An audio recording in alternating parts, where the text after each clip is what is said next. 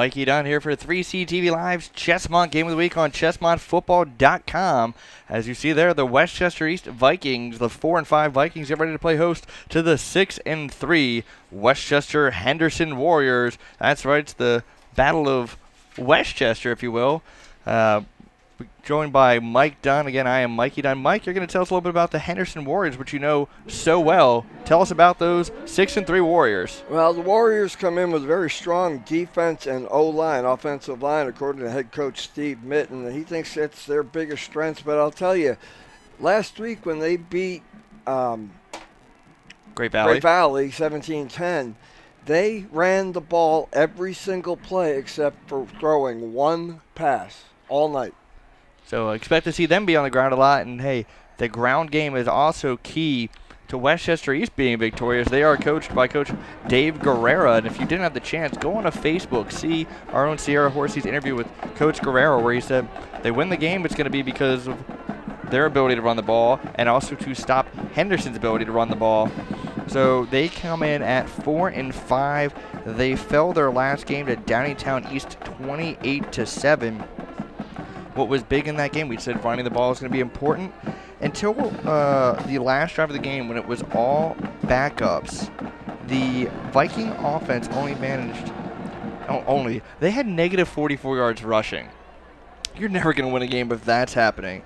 The starters had just 12 plays in Cougar territory.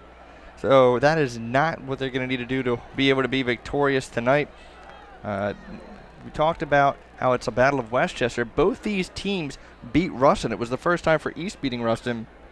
So whoever wins this is going to be the Kings of Westchester, would be a good way to put it. We're going to be excited to bring in this match tonight. Mike, your thoughts on who's going to be the victors this evening? Personally, I think I believe it's going to be the Westchester Henderson team for the simple reason that they are coming in with a strong running game and a strong defense, which is going to stop, it's going to shut down East. East needs this game to guarantee any hope of a playoff spot. Yeah, Henderson is in no matter what. They're going to be in the 5A playoffs. Westchester East should be in if they lose, but they don't want to play that game. You say you think it's going to be Henderson. Well, Westchester East won last year 30-0. Before that, they hadn't beaten Henderson since 2006. And just looking at how the scores were, in 2014 it was Henderson 35-14. 2013 Henderson 35-6. In 2012, 36-0 Henderson. 48-14 in 2011. 35-14. We'll be back after this national anthem. What so proudly we hailed at the twilight's last gleaming, whose broad stripes and bright stars through the perilous fight, o'er the ramparts we watched, were so gallantly streaming, and the rockets rippling, the bombs bursting in, gave proof through the night that our flag was still there. Oh, say does that star-spangled banner yet wave o'er the land of the free and the home of the brave. A big hit for Alexandra Hurd. We're back at Westchester East High School as the Vikings get ready to take on the Warriors. Just to finish my point before the anthem, again, Westchester East has won once over Henderson since 2006. And except for in 2008 where 17-14, they've won handily. So if The Warriors have.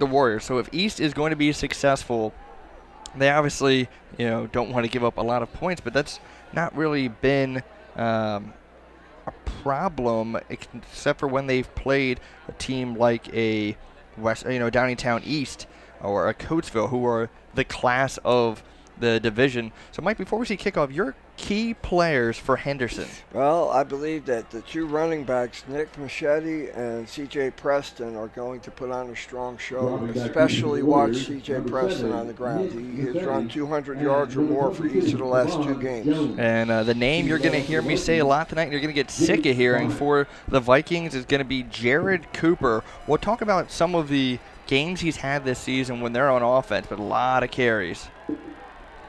And we are underway here at Westchester East. Nice tackle there on the play. The return by Kevon Jones, the junior running back. He stands at just 5'5", but nice job wrapping up the speedy back. It was also a very deep kickoff for what we've seen lately. So the Warriors in their garnet and white, Westchester East in their red with the silver helmets. It is a pink out for the Westchester East Vikings fans. We're coming to the end of October, which is, of course, Breast Cancer Awareness Month, so they decided to have the fans do a pink out. Quarterback in the shotgun formation. It's Joe Salino. Fumble on the exchange. He recovers it, but you don't want to see that the first play of the game. In Sierra Horsey's interview on Facebook with Coach Steve Minton, he said that they have to be disciplined, not have turnovers, not have penalties, and an issue right there on the first play of the game.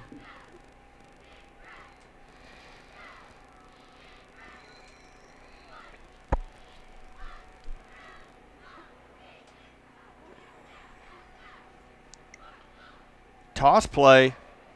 Nice job making the first man miss, but there's several Vikings there. That's what the good defenses do. If one player gets, they break the tackle for one player, there's other people there. Stopped on the carry was C.J. Preston, the junior. Going to bring up 3rd down. So their first play of the game, they fumble. Their second play of the game, they get no gain. They actually gained a yard on the fumble. Be big for the Vikings to get a stop on the opening possession. A 3-and-out would be big confidence booster. Again, they lost 28-7 last week after pitching a shutout the previous week against Sun Valley. Rolling out the pass. Pass is complete to Mark Rizzo, senior wide receiver. That's going to bring on the punt unit. So the Vikings defense holds on the opening series of the game.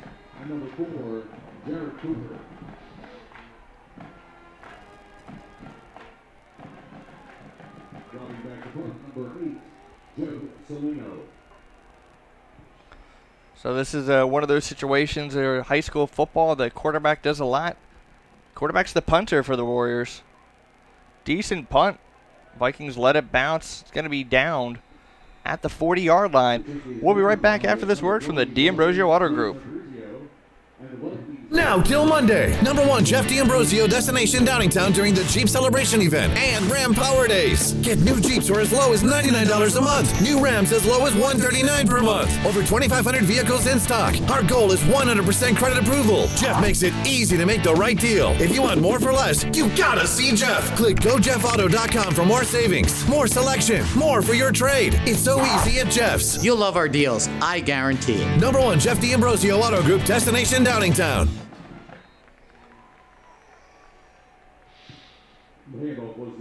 As Jared Cooper takes the handoff again, it's the name we said we're expecting to hear a lot tonight. Just looking over some of his games. We're not going to talk about the Downtown East game again. I think the running game would prefer to forget that. But against Sun Valley, their Week 8 win, which was 28-0, Cooper had 30 carries for 114 yards. The previous game where they lost to Downingtown West, 32 carries for Cooper. Man in motion. Pressure right in the face of the quarterback. He's able to avoid it at first, then tries to slide down, takes a big hit.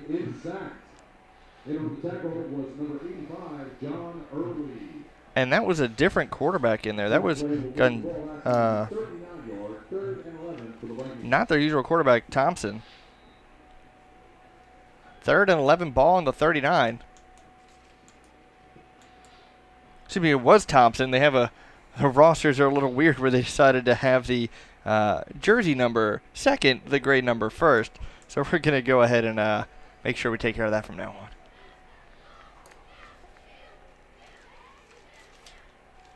Little shovel pass.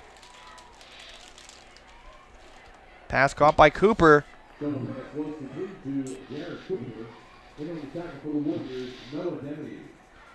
It is going to bring up a 4th down.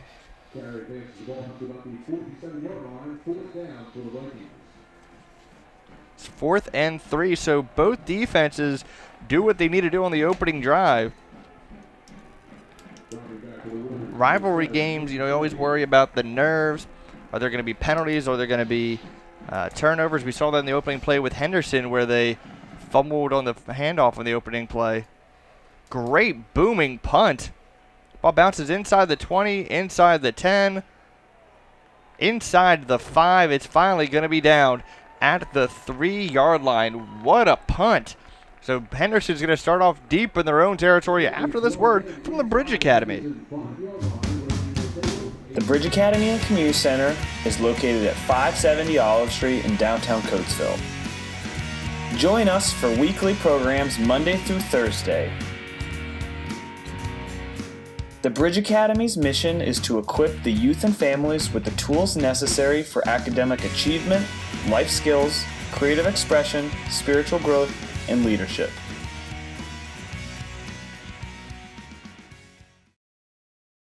We're back at Westchester East. As we said, Warriors backed up in their own territory. The tailback's in the end zone. Got to be very careful with the ball. Nice, simple run up the middle.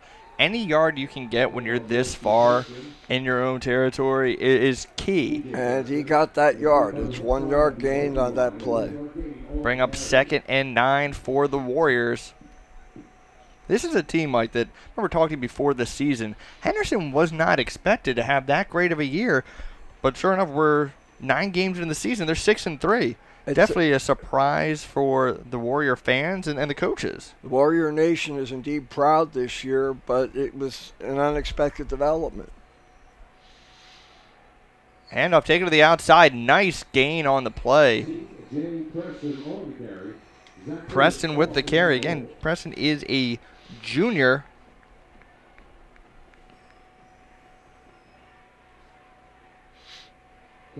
As that's going to be enough for a Warrior first down. Any yards they get after this is gravy.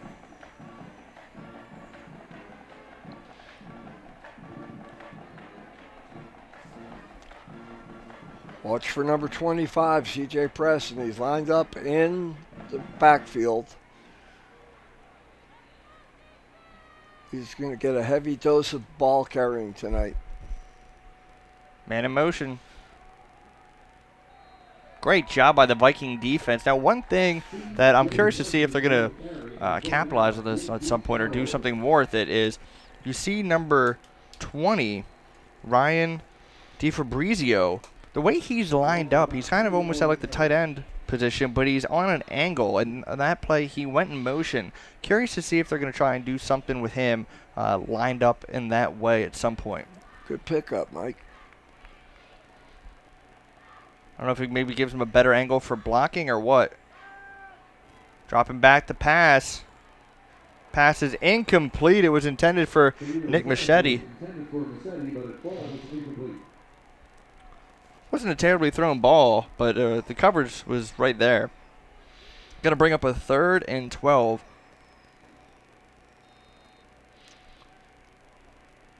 I think East is surprising Henderson at this rate.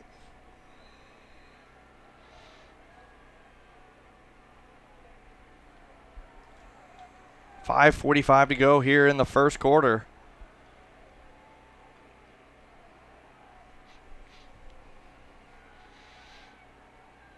Little bubble screen. Pass is complete to Nick Massetti.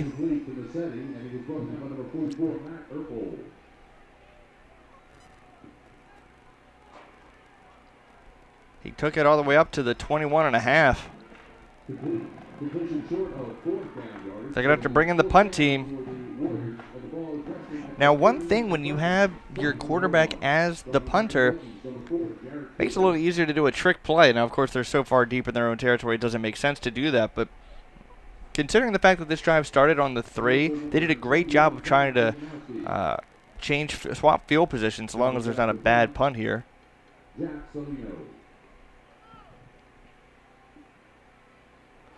More of a low line drive pump, but it takes a good bounce, goes out of bounds at the 37-yard line, and that's where the Vikings are going to take over. Folks, Chester County Transmissions is Chester County's auto repair pros for all your auto needs. Chester County Transmissions pledges to all their customers they will repair your transmission using the most cost-effective repair methods available. It's not hard to see why they've been trusted to complete Chester County's auto repair needs since 1980. They're located at 2343 East Lincoln Highway in Coatesville, and they can be reached at 610-384-2879, or you can visit them online at chestercountytransmissions.com and get a repair quote 24/7. That's Chester County Transmissions for all your auto repair needs. Shotgun formation. Handoff goes to Cooper. He's still going up the sideline. Finally brought down out of bounds at the 31-yard line. What a run by Cooper. We said you're going to see him a lot tonight. Great, nice hole up the middle. Great job by the offensive line, and then it was all Cooper. Last week when Sierra Horsey did her interview with East, I'll get back to that point in a moment.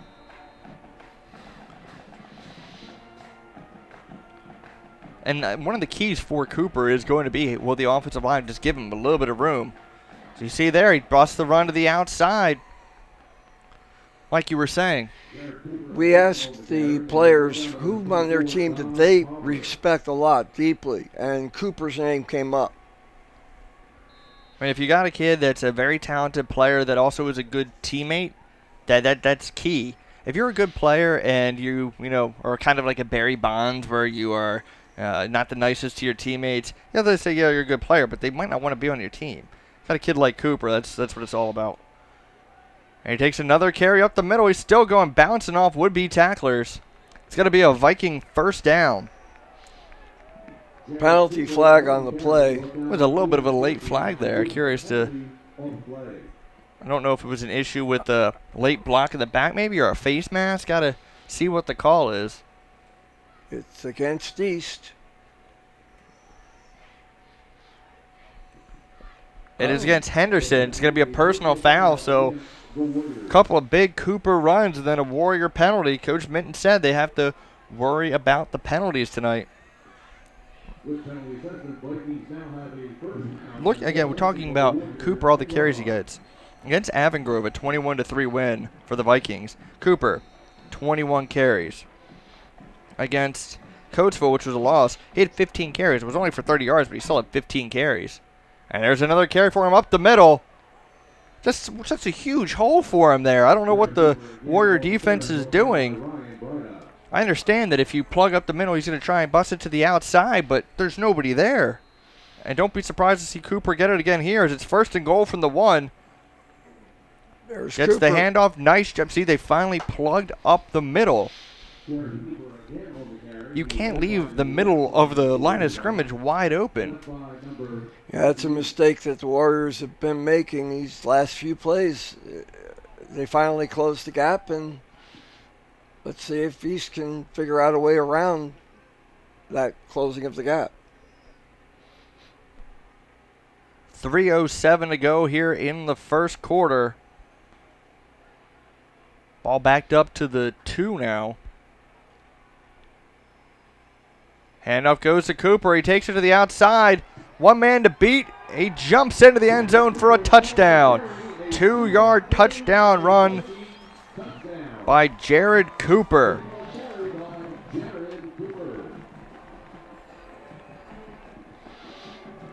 If you're a Henderson Warrior defensive player, you got to hope that's the only drive that Cooper really does well on all night, because that was all Cooper all the time. He got a little help with the penalty, but as the Vikings get ready to attempt the extra point. Jake Bonnet, their kicker, senior. The kick is up, and it is good. Westchester East takes the 7-0 lead. Barnabas of Westchester is a group that exists to help people that are involved in some sort of career transition. Whether you're unemployed, underemployed, returning to the workplace after a long absence, or maybe just thinking about switching careers, they're here to help you. Barnabas Westchester meets in the community room of Providence Church, located at 430 Hannam Avenue in Westchester, every Monday morning from 6:30 to 7:30. All are welcome to attend. For more information, go to barnabaswc.org or email info@barnabas.org. The Chestnut Game of the Week also brought to you by Beaver Creek Tavern. That's right, Beaver Creek Tavern. Best burgers in Chester County, including that delicious bison burger. They also got live bands on Saturday nights. They got a full menu available. It's classic American fare. They also got vegetarian and gluten-free options available. They're located at 1350 Bondsville Road in Downingtown. Again, that's Beaver Creek Tavern. Man, that bison burger's just so delicious. Can't recommend it enough. Again, go see Stu and our friends over at Beaver Creek Tavern. And there was a penalty there after the on the extra point. Why we have a little bit of a delay on the kickoff. That gave us more friends to talk about our fantastic sponsors. And hey, if you want to sponsor the game of the Chestnut Game of the Week, you can go to 3ctvlive.com or chestnutfootball.com.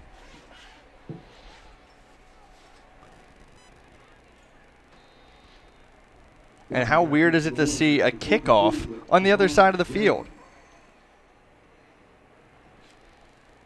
Also back deep, number 7, Nick Massetti. And that ball is kicked out of the end zone again. In high school football, the ball goes into the end zone. It's automatically a touchback. Don't forget, ladies and gentlemen, tonight's game is being broadcast live on WCHE 1520 on your dial. Once again, if you'd like to listen to the game, broadcast live, WCHE 1520. So, Mike, what do you think Henderson needs to do on this drive? They were able to change field position a little bit, but it kind of backfired because they weren't able to stop Cooper. They've got to get Machete or Preston going in the running game or complete a pass for significant yardage. Folks, just to finish the previous point, if you want to advertise on the Chestnut Game of the Week, you can also call 610-306-9492. Handoff up the middle. Helmet came off there.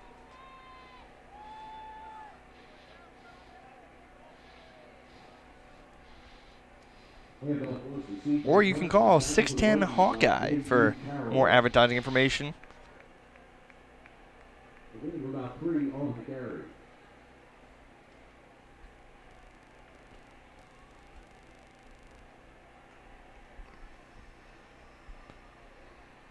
The Warriors looking to try and even the score here, and we pretty confident saying they're going to be a lock for making the 5A playoffs. Big issues on the snap, though. They're really high snap. That was a loss of 1.5. So they're backing themselves up. When you're an offense, you just see the other team score. You want to try and put points on the board yourself. Not back up and then give them better field position. They look to the sideline for the play. They're led by a junior quarterback in Joe Salina, but as you said, last game they only threw one pass. Already seen more of that tonight. Salina was brought down. He really didn't have a plan there. He looked, didn't see a receiver open, tried to take it himself. Gain of maybe an inch. That's going to bring up another 4th down. Warrior offense having a lot of trouble tonight. This is very atypical of the Warriors as of the last 3 weeks. They're on a 3-game winning streak. And what you don't want to do if you're Henderson is to be behind for an extended period of time, because then that just allows Westchester East to just keep handing the ball off to Cooper. Salino back to punt. Nice kick there. Ball bounces.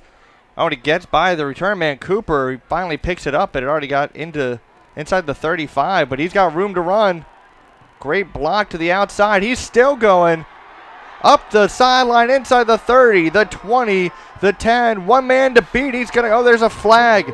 He's in for the touchdown, but it's going to be a flag. That's going to come back a little bit as number 77, Tom Silva, at the end of the play. He just needed to hold his block for a half a second, but it's a little too much there. Cooper let the ball get by, but he did a great job not panicking, picking up the ball, returning, making several guys miss, but right at the end of the return.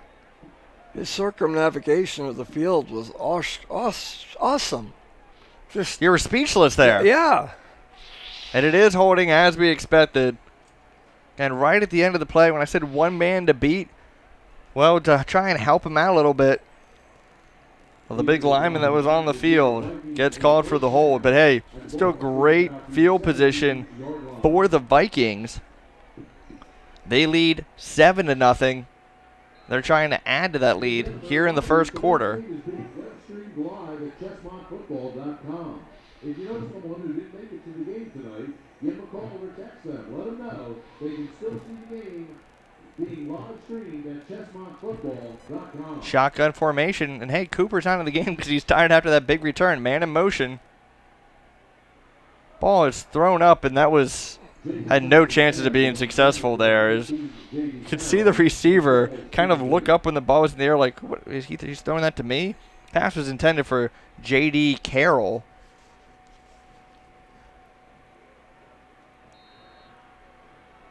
J.D. Carroll, we asked the same question of Henderson this week about a team member for East that they respected. J.D. Carroll's name came up on Henderson's part. Pistol formation. Thompson with the toss to Cooper. And there's several Warriors there. Cooper just tries to kind of go backwards, get whatever yardage he can. As you can see, under 20 seconds to go in the first quarter. No reason really for the Vikings to run another play here as they have the lead. A lot of times you just talk about shortening the game, and I wonder for how much longer they'll have the lead. I really do. I think Henderson's going to catch on to the ways that the East team is presenting to them. The Vikings can't do this all night. It's their history. Well, that's going to do it for the end of the first quarter here. It's 7-0 Westchester East with the lead. We'll be right back after this word from 3CTVLive.com. In the third round of the district playoffs, the Vikings are heading to the state tournament. Way to go, Lady Vikings. Folks, we at ChessmontFootball.com and 3CTVLive.com love to bring you these games on a weekly basis.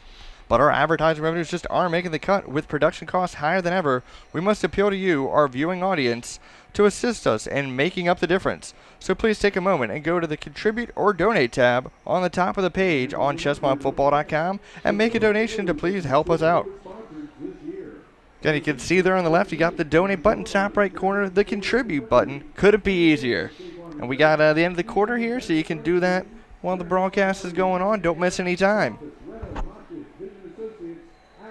Folks, don't forget to follow us on Twitter at ChessmontFB, like us on Facebook, and follow us on Instagram. It was great to see after the Unionville and Kennett game where we had co-players of the game. One of them was Dante Graham, and when I was live tweeting there in that second half, I said Dante Graham, one of the players of the game. Well, one of his friends or family members retweeted him that, and then he was very pleased by that. So great to have a little interaction with the players via social media.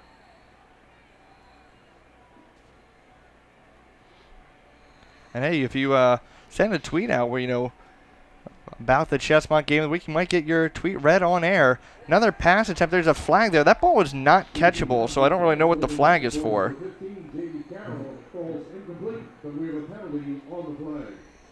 Gotta wait and see what the flag is.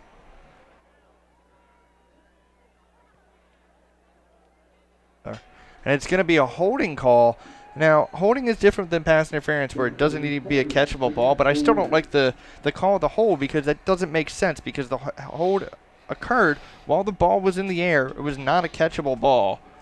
I don't like that flag there. And you were saying you thought Henderson was going to come back, but it's 7-0 right now, East. The Henderson offense is struggling, and East now has first and goal from inside the 10.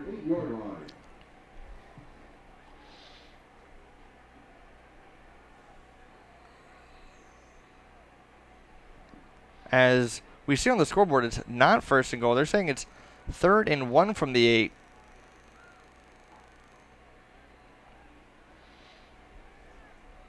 As I'm expecting Cooper to get a carry here.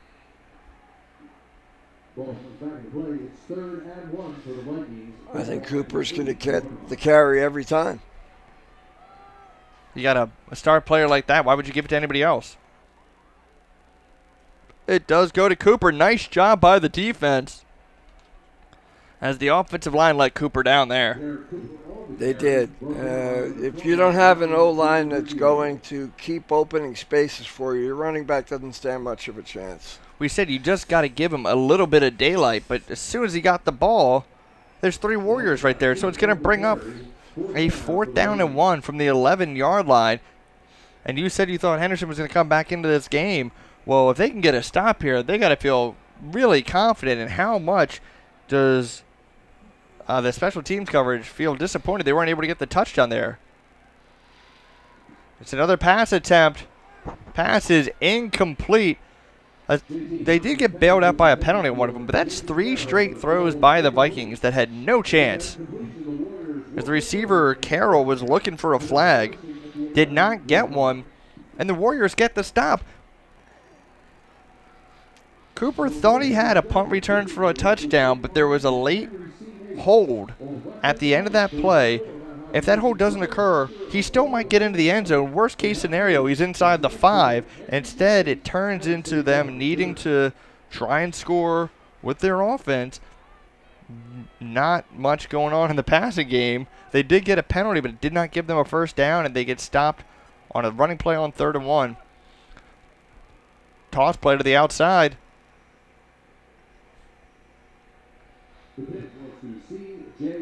As that's Preston on the toss. They need to get him going. You talked about the running backs for them, Massetti and Preston.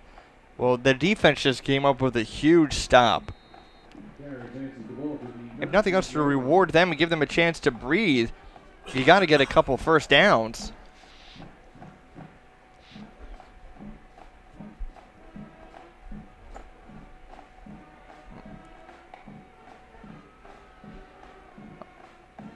So 2nd and 2, ball on the 19. Salino takes it himself. He's got enough for the first down. Machete and Preston are bread and butter for Westchester Henderson, and you're going to see the ball go their way a lot. As I stated earlier, last week they only threw the ball one time. They've already thrown 3 or 4 so far this game. Maybe they saw something in the defense they liked, or maybe they were thinking, hey, let's try and catch them off guard. But they did get a first down already on this drive. Ball on the 23, 10:38 to go here in the first half. Handoff goes to Massetti. Takes the ball up to the 30. Actually, they're going to mark him down at the 29, it looks like. And you know, that Henderson's already gained more on this drive than they have for the rest of the game combined. Now, this is the spot on the previous drives. They did have a first down so far tonight, but previous drive penalty hurt them. Salino under center. He took it himself. It's going to be short of the first down, but it's going to be a 3rd and very short. Quarterback Jack Salino on the carry, brought down by number 12, Chris Cassidy.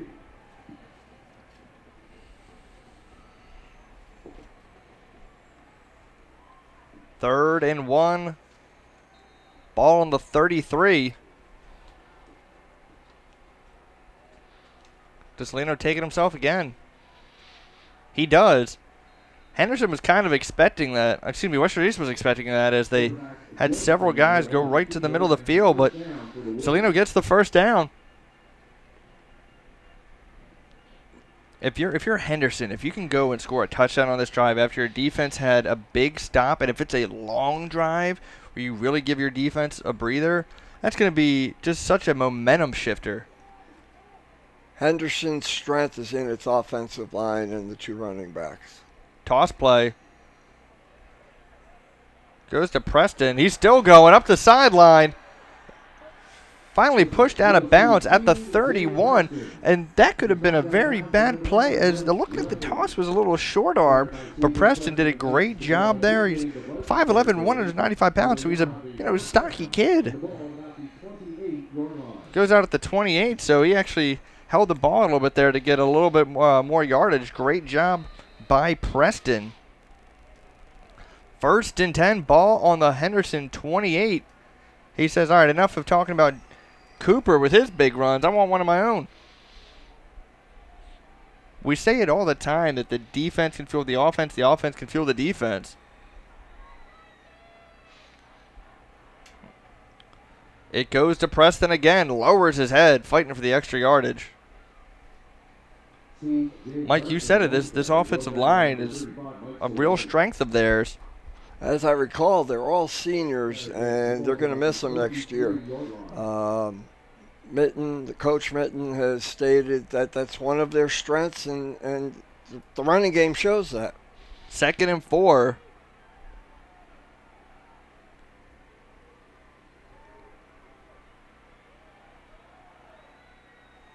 This time it goes to Massetti.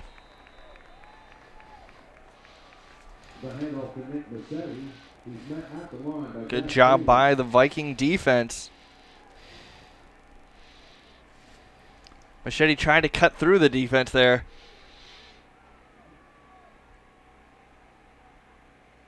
Wish I had a sound effect of Danny Trejo from the movie Machete. But unfortunately, you just have me doing a poor impersonation. It's going to bring up 3rd and 4. Ball on the 22. East almost jumped offside there. Great tackle on the play there by Jack Phelan. He said, no, I'm not going to let you get a big run again, Preston. But I think Henderson's going for it on this one. Ball's on the 24. It's going to bring up a 41-yard field goal. Yeah, they're keeping Salino on the field. They are going to go for it. You know, wouldn't be such a bad idea to maybe run the play clock down a little, try and draw them off sides, and call a timeout. Make sure you get the right play. Look and see how the defense is set up. You have all 3 of your timeouts left. Not saying that's what they're going to do, but and they are going for it. Pass is intercepted. So Westchester East gets the stop. Back-to-back stops. That time, of course, it was an interception. The interception made by Chris Cassidy. I believe the interception on the deflection was made by Chris Cassidy. And will give the Vikings a first down with the ball resting. So Henderson had all the momentum there. They got the stop on the 4th down. They got a big run play. They're marching down the field. That's got to be a backbreaker.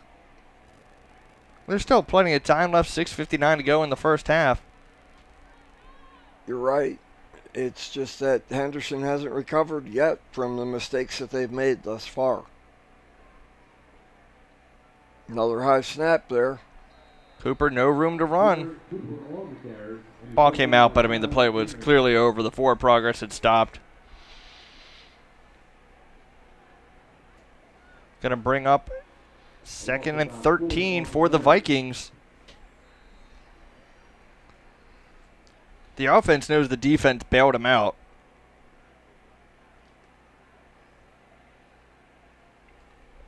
So they want to try and return the favor, even if they can't score, just to try and help the field position battle a little bit. Toss play, a little high on the pitch there to Cooper.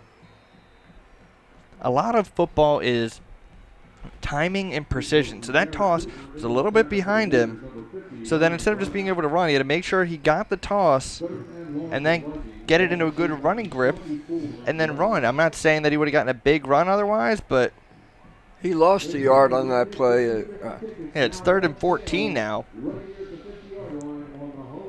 And it's not been very successful throwing the ball except for drawing a penalty, which I don't even think they should have drawn.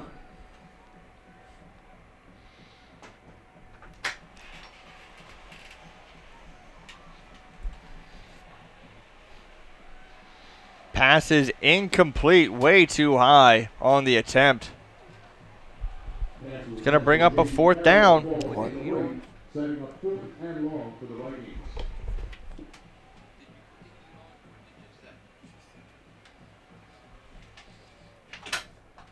So the Warriors offense is going to get a chance to try and even this game up again, maybe get a nice return. Dropping back to punt is Jake Bonnet.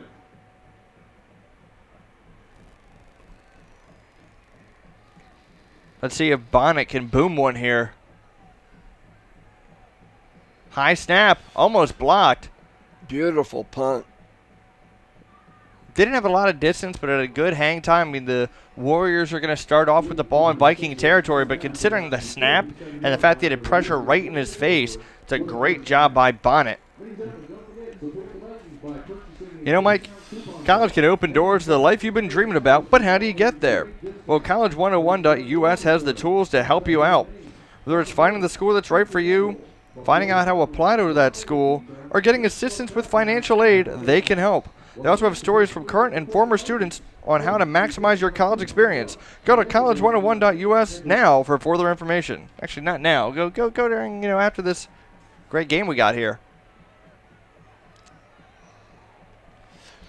Not only is the Battle of Westchester at stake tonight for bragging rights, but it's also East trying to get their playoff hopes continued on. If they win this game, they're probably in. Henderson wins, they're definitely in. Henderson's pretty much already in because now it's not. It used to be single A, double A, triple A, and 4A. It's now 6A for Pennsylvania football.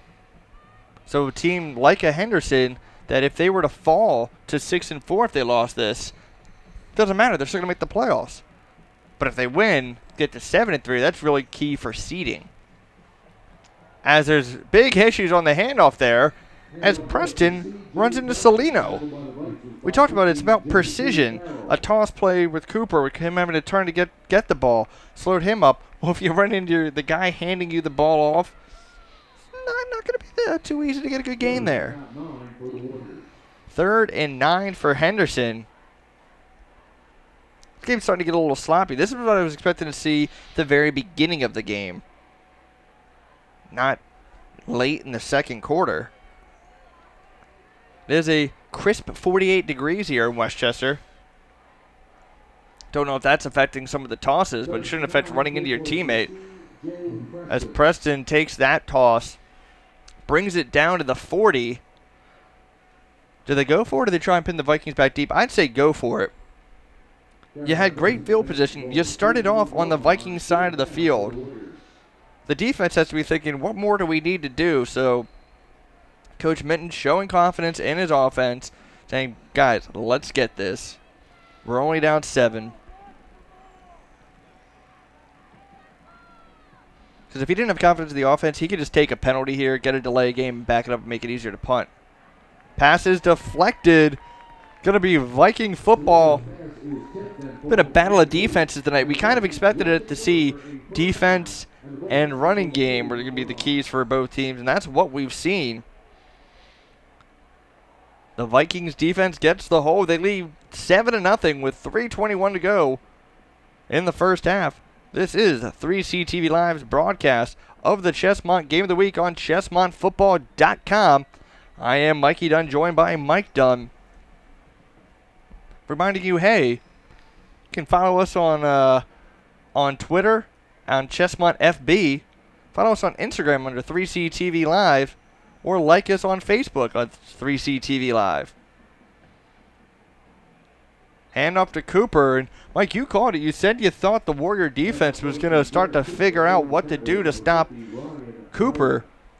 Now, Cooper's not getting any help from his offensive line now. We said just give him a little bit of space.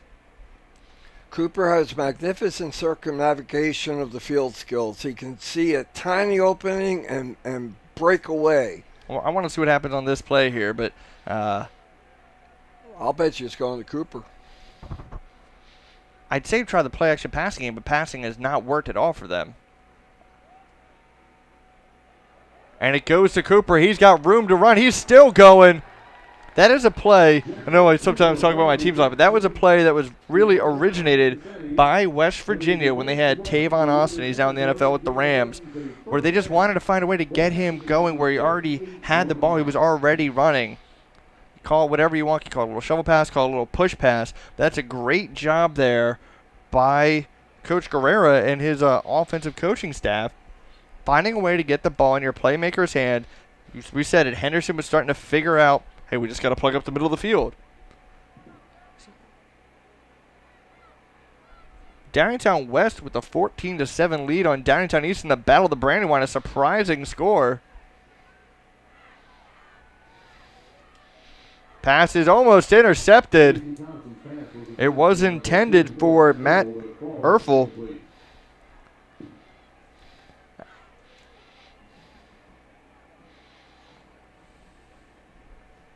Coatesville, doing what they've been doing all season with a big lead in their game tonight.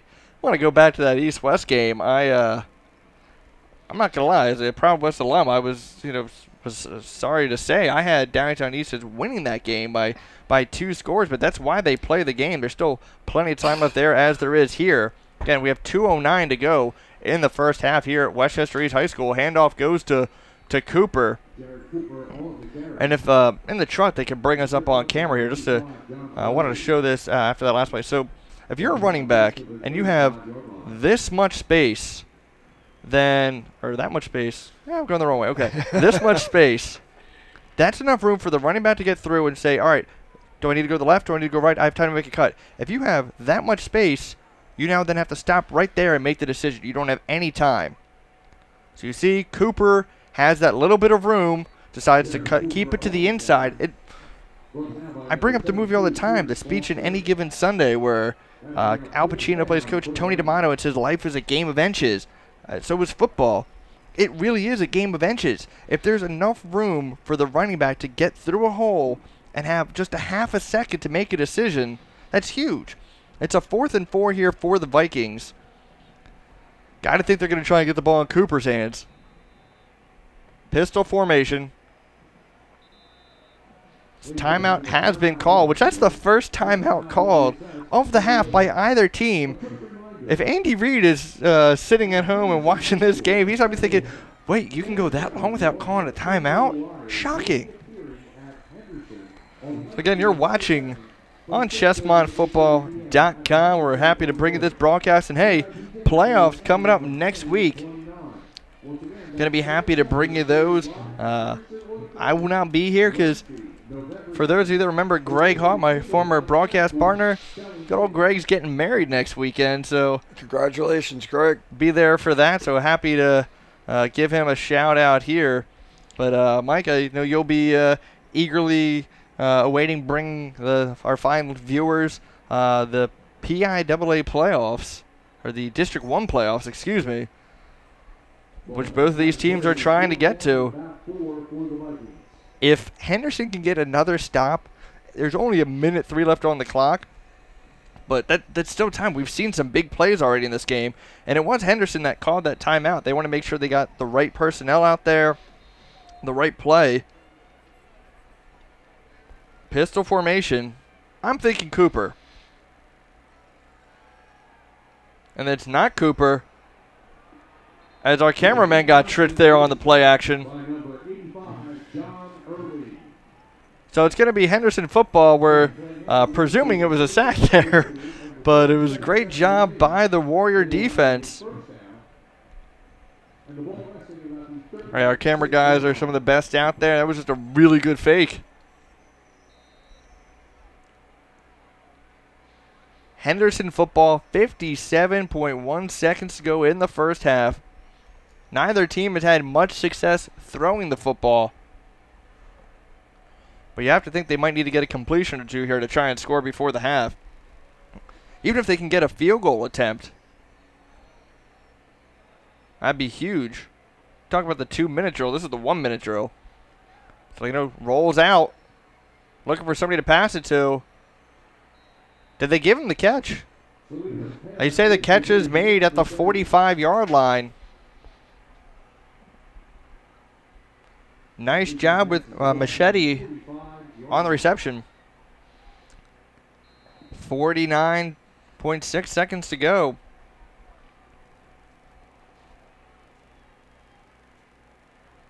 Second down. And 2. High snap. Oh, no.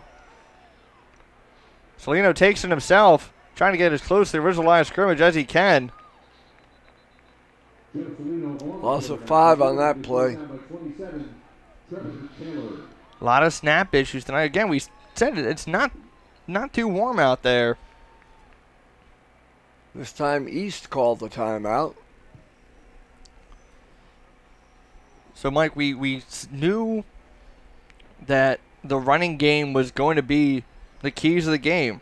You had heard Coach Guerrero say in the interview on Facebook, again, be sure to like us on Facebook, 3CTV Live, that if they could run the ball and they could stop Henderson from running the ball, they were going to win tonight. We heard Coach Minton say his team needed to be disciplined, not turn the ball over, not get penalties. They haven't been too bad with penalties, but they've had a couple. And turnovers, they did throw 1 interception, but they've had some issues on snaps. The first play of the game, they had an issue on the exchange. So this game's really been what we've been expecting. And Unionville currently trailing Sun Valley 10-7. It's a Sun Valley team that's been much improved this year. We saw Unionville 2 weeks ago beat Kennett. Unionville's really been on a roll.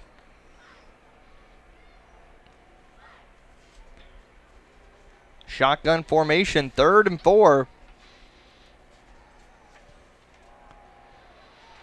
Pass is intercepted. What a great job going up there, leaping to catch that ball. And it came loose. They called it dead before it came loose. Pass was intercepted by Mike Saloom. We said that we're going to have to try and throw the ball to be successful on this drive, try and get some points, but great job in the coverage and just very impressive, just leaping up there to try and get that ball.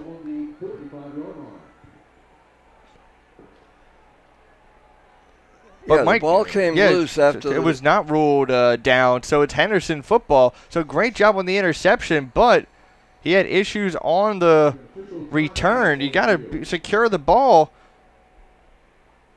So there's 16 seconds left on the clock.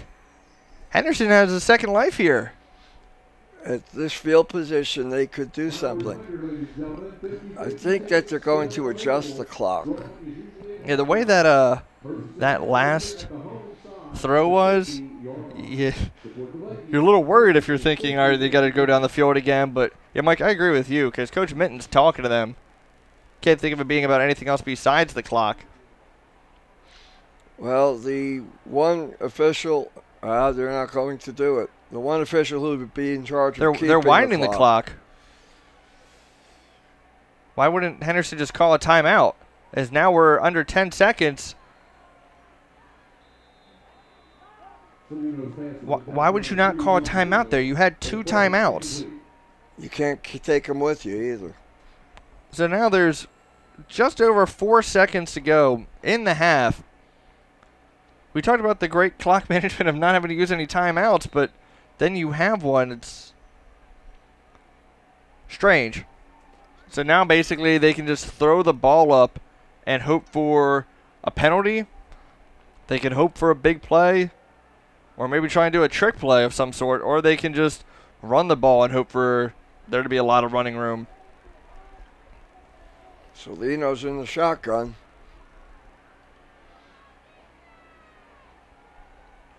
He throws it up. Nowhere near the end zone. Pass is incomplete. That's going to be the end of the first half with the Westchester East Vikings 7, the Henderson Warriors nothing. We'll be back with second half action and a first half recap after our halftime programming. And this is the 3C TV Live Chessmont Game of the Week on chessmontfootball.com. The Bridge Academy and Community Center is located at 570 Olive Street in downtown Coatesville. Join us for weekly programs Monday through Thursday. The Bridge Academy's mission is to equip the youth and families with the tools necessary for academic achievement, life skills, creative expression, spiritual growth, and leadership.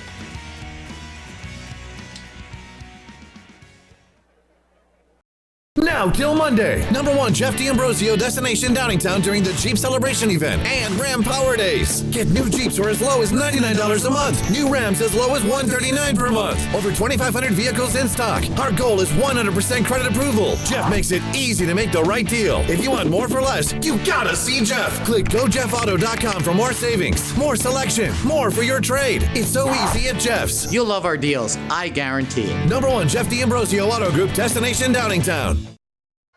Looking to advertise your business? Well, 3ctvlive.com would like to welcome you, the business community, to advertise on our Game of the Week Chessmont League for 3ctvlive.com. Please contact Al Ray Johnson of 3CTV Live at 610-306-9492. Again, 3ctvlive.com welcomes the business community to advertise live on Game of the Week Chessmont League.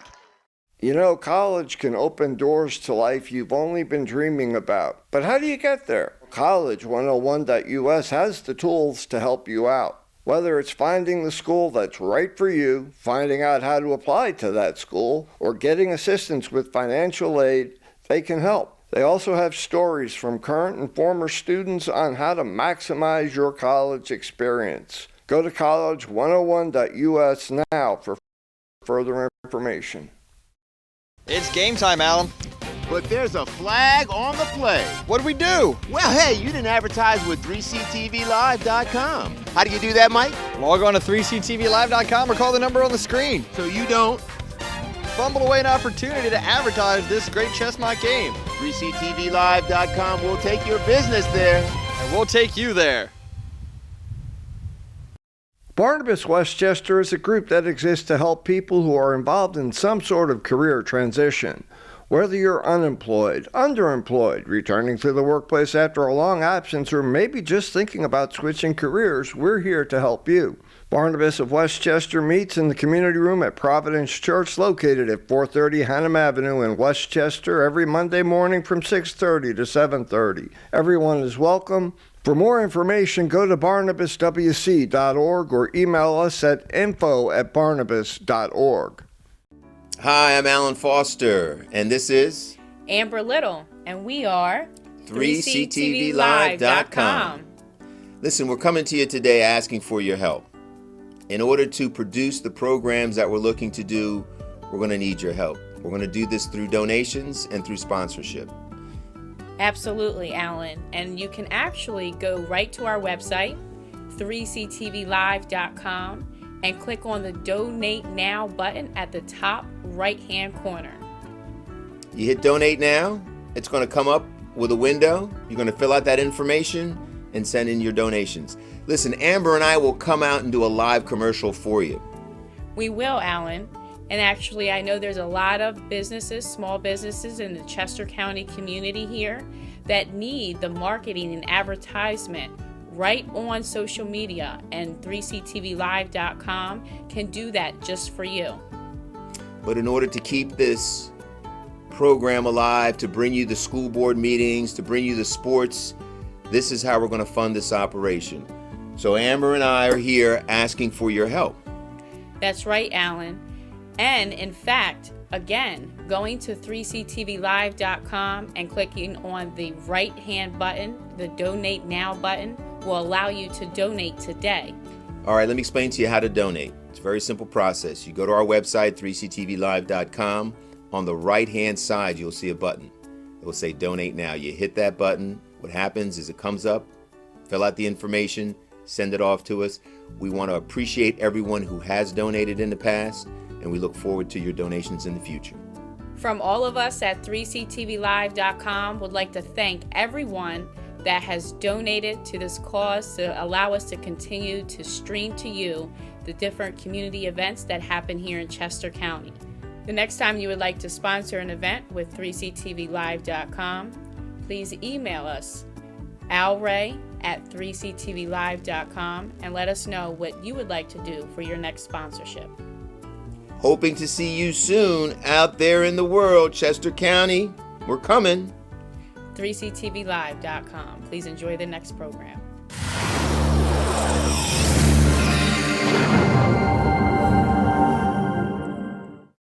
Be sure to check out Beaver Creek Tavern for the best burgers in Chester County, including Mikey Dunn's favorite, the always delicious Bison Burger. Beaver Creek Tavern has a full menu available, which includes vegetarian and gluten-free options. They also have live bands on Saturday nights. Additionally, you can book your own private event there. Go see our friends at Beaver Creek Tavern, located at 1350 Bondsville Road in Downingtown. That's Beaver Creek Tavern. Hey, Mike, how are you doing? Oh, good, man. How are you? What are you doing here? Just getting some gas, man. Hey, listen, I'm glad I ran into you. I missed that Coatesville game the other day. How'd you miss it? 3ctvlive.com is live streaming Chessmont games every Friday night. Are you serious? I could have watched this live streaming on the computer or on my iPhone? You could have watched it Friday Night Live or the following Monday after a game. They're archiving the games. You can watch it then. Watch it as many times as you want to. Wow. You know what? I'm never going to miss another one of these Chessmont games. I'm going to go to 3ctvlive.com and I'm going to watch these games. All right, man. I'm glad I could help you out. Thanks, Mike. Don't thank me. Thank 3ctvlive.com, because 3ctvlive.com They'll take you there. Chester County Transmissions is Chester County's auto repair pros for all your auto needs. We pledge to all of our customers that we'll repair your transmission using the most cost-effective repair methods available. It's not hard to see why they've been trusted to complete Chester County's auto repair needs since 1980. They're located at 2343 East Lincoln Highway in Coatesville. They can be reached at 610-384-2879. Or you can visit them on the internet at chestercountytransmissions.com and get a repair quote 24/7. That's Chester County Transmissions for all your auto needs.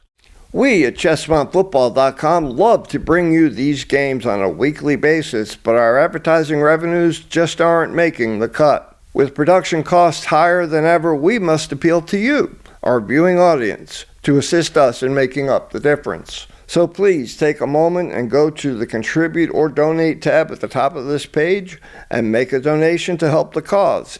It's the right thing to do.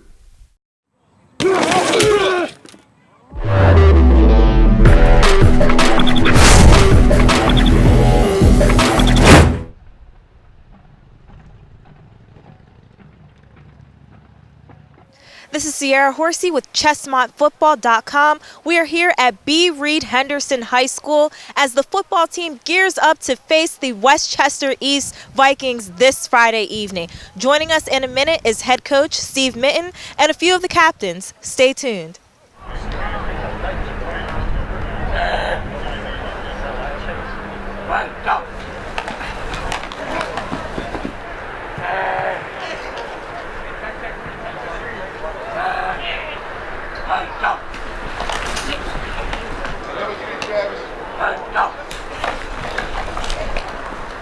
All right, Coach, thank you for joining us today. We just have a few questions for you, and you can go right back to practice.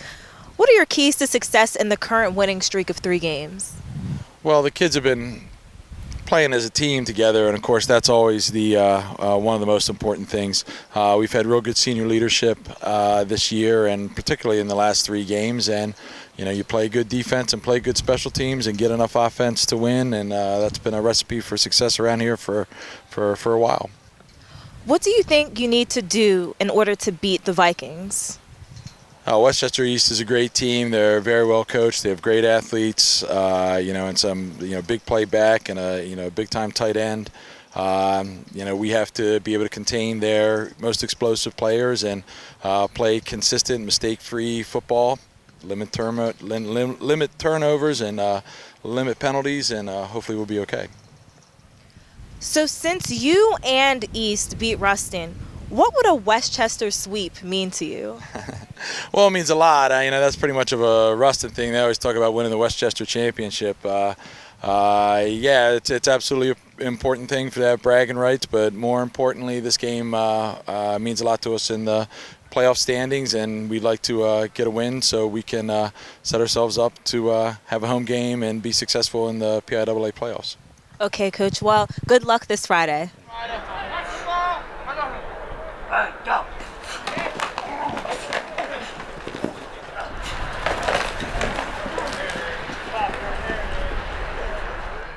Joining us now are two Henderson football captains, Nick Machete and Ryan Breida.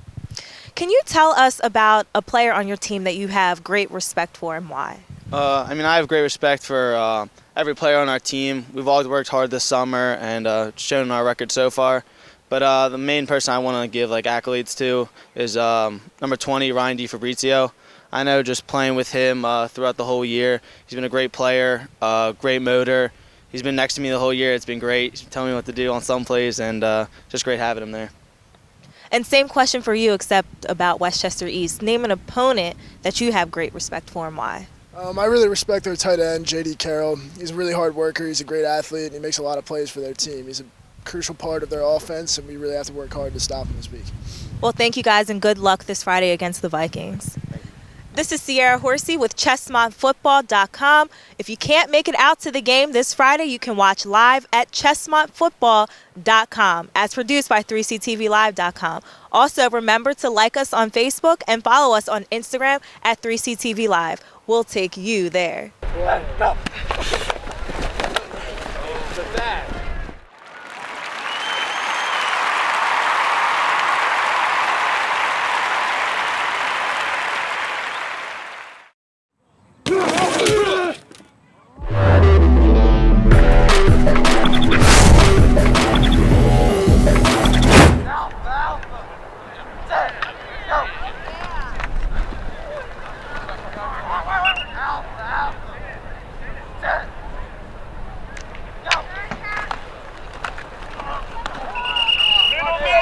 Now we are here at Westchester East High School with head coach Dave Guerrero. What do you need to do to defeat the Henderson Warriors this week? We need to play very disciplined football.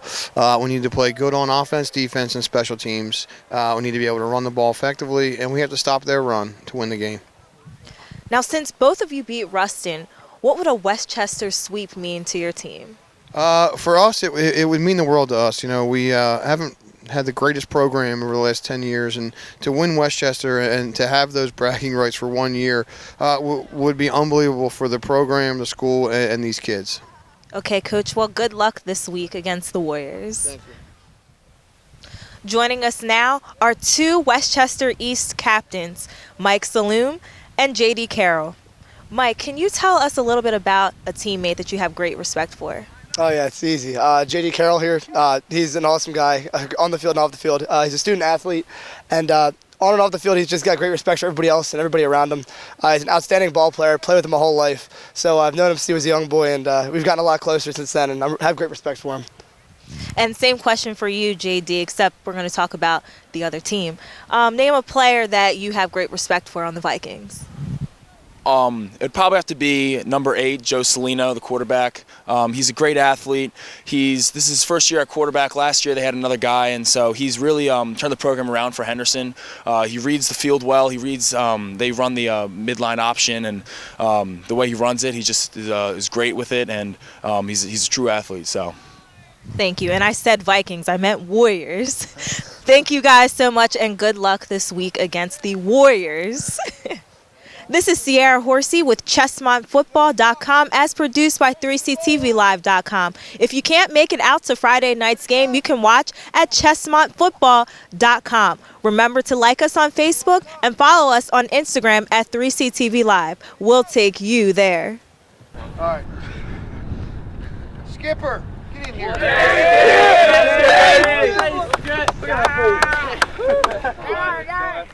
Skipper. Vikings on 3, family on 6. 1, 2, 3, Vikings. 4, 5, 6. Family. There you go. I know you were flying.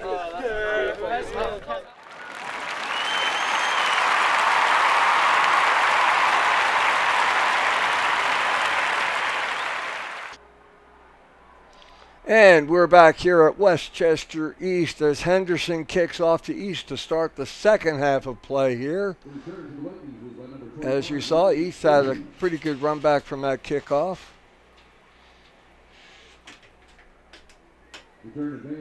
This is Mike Dunn here with Mikey Dunn. Mikey's going to take over the play-by-play right now. And we are back 7-0. The Vikings with the lead. They had their second drive of the game where they were very successful. They got a touchdown. Their third drive of the game was started. We'll get to that in a minute. Handoff goes to Cooper.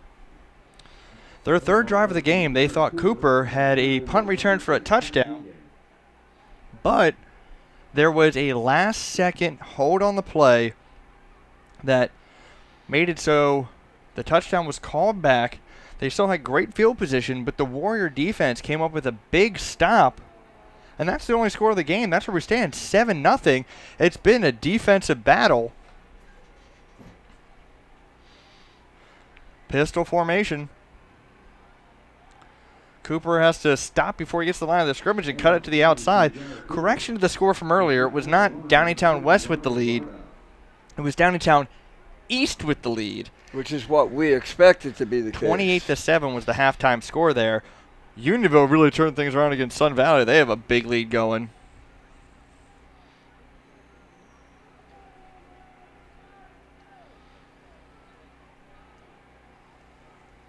Pistol formation again. Toss play to the outside to Cooper. He's got room to run. Just great speed, and then he bounces off a tackler. Westchester Henderson cannot let East have that kind of rain over the field. I mean, Cooper gets those big holes, and he's taking off like a bat.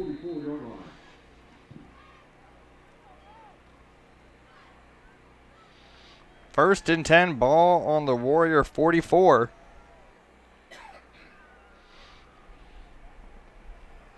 If the Vikings can keep the running game just being consistent, I'm not even talking big plays. If they can get that 4 yards of carry we're always talking about, then they're in great shape. But there are plays like that where you get a gain of maybe a half a yard. That's what got them in trouble in the first half, is negative running plays or 0-yard plays. For those of you that have been watching us the last couple years here, be it on 3ctvlive.com or chestmontfootball.com, you always hear me talking about you just want to get positive plays. Even if a play only gains 2 yards, or if the next play gains you 5 or 6, you're in a manageable third down. Handoff goes up the middle to Matt Erfel. He's hit hard. They thought they were going to catch him off guard by giving it to the up man. Did not fool the Warrior defense, and it's a 3rd and 10. Can Henderson get another stop?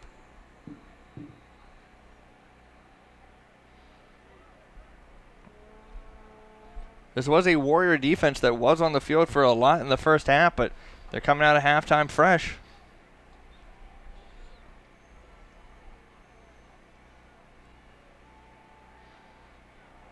High pass there.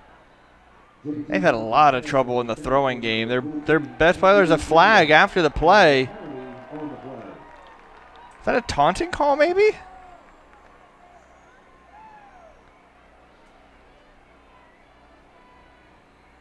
It's definitely against the Warriors. As you can see, one Warrior player get right in the face of his teammate basically saying, "What are you doing?" And it is unsportsmanlike conduct.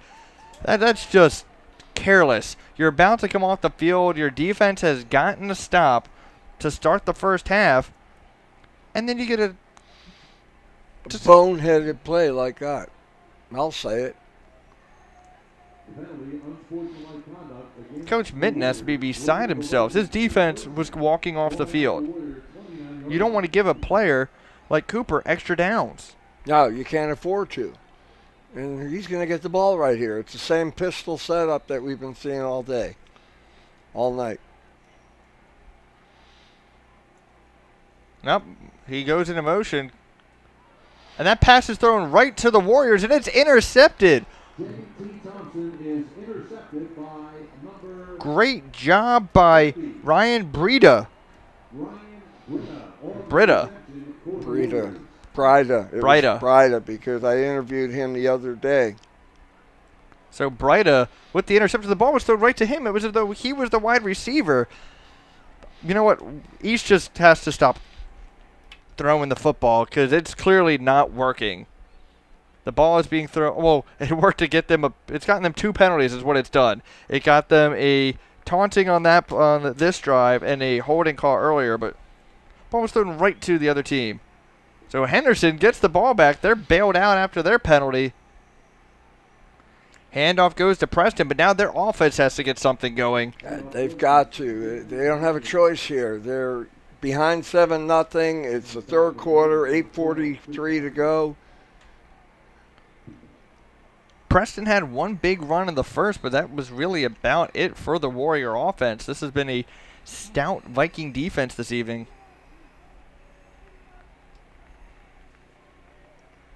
As whenever Henderson's tried to complete a pass, they've been right there.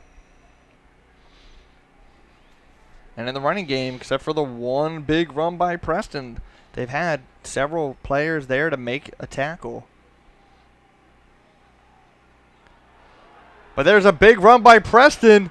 He's in the Viking territory. He's still going up the sideline, inside the 20, inside the 10, and he's going to go for the touchdown. 74-yard touchdown run by C.J. Preston. We said they've had guys there to make the tackle, but Preston just had a lot of room up the middle. Big hole in the middle of the line. Great job by the Warrior offensive line and by Preston showing great speed. We said he's 5'11", 195 pounds, but he's got great speed.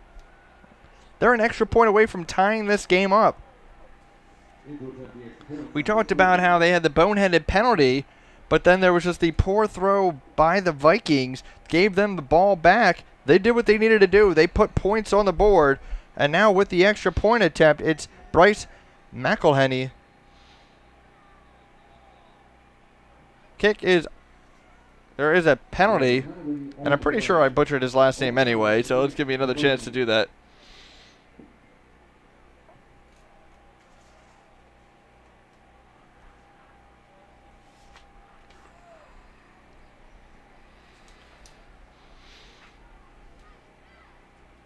Let's do that again, shall we? Kind of surprised they're kicking it after getting a yard closer. Well, they don't want to mess with anything. They just want to tie this game up. High snap. The kick is up, and it is good. 7-7. Henderson has tied this one up with 8:01 to go in the third quarter. We'll be right back after this word from the D'Ambrosio Auto Group. Now till Monday, #1 Jeff D'Ambrosio destination Downingtown during the Jeep Celebration event and Ram Power Days. Get new Jeeps for as low as $99 a month. New Rams as low as $139 per month. Over 2,500 vehicles in stock. Our goal is 100% credit approval. Jeff makes it easy to make the right deal. If you want more for less, you gotta see Jeff. Click GoJeffAuto.com for more savings, more selection, more for your trade. It's so easy at Jeff's. You'll love our deals, I guarantee. #1 Jeff D'Ambrosio Auto Group destination Downingtown.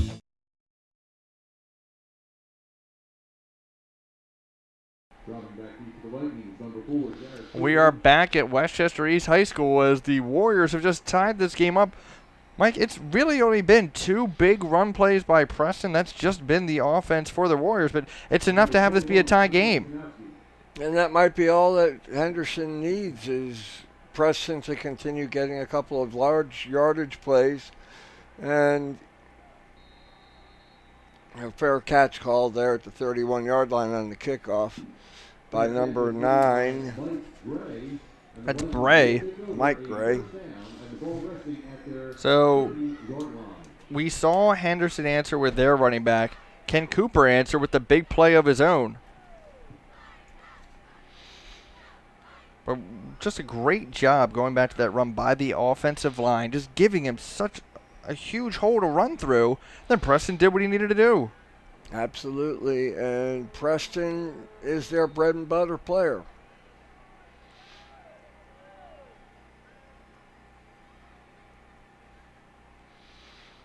High snap on that one, but Cooper gets it and goes up the middle, and he loses a yard. So it's really been, if it's a run up the middle, it's been Cooper either getting a second or two to try and establish himself and he gets a big gain, or the Warriors are right there. There's been no in-between. If they've given him any space to run, he's gotten a nice play. But for the Vikings, it's been more of him not getting any room to run. Pistol formation again. Dropping back the pass. And that pass is intercepted again. There is a flag on the play. I was going to say, you know what happened the last time they threw it? If this is a penalty on Henderson, then Downingtown, obviously Westchester East, has to be thinking, all right, you know what? Maybe let's not keep trying this passing thing. But it's a hold on the Vikings. Henderson with the interception. Mike, who was that with the interception? Ryan DiFabrizio, number 20. That's back-to-back times where an interception was thrown because the ball was thrown as though the Henderson player was the wide receiver.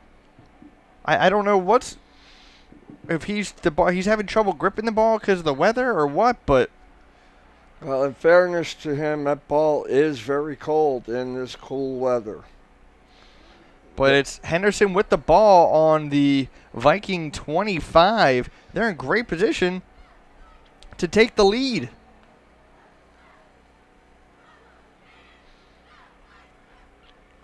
Nice gain on that play. You said you thought Henderson was going to come back when they were down early, and the key to that has been this defense not allowing too big of plays by this running game led by Jared Cooper. And then in the passing game, except for 2 penalties that were called against them, they've given up nothing, and they've gotten 2 interceptions.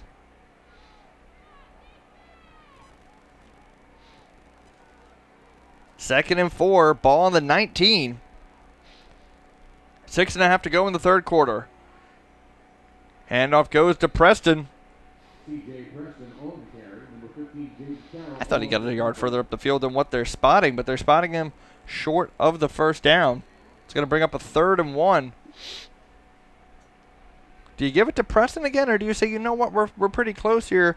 Let's try and do a play-action pass and see if we can spring a big play. I wouldn't be surprised to see Machete get the ball. This is an area, but it really depends on how your team works, and the way they're spread out doesn't make me think they're going to do this, but I like a play-action pass to a tight end on a 3rd and short. But it's going to be a handoff. It goes to Preston. They've got the first down.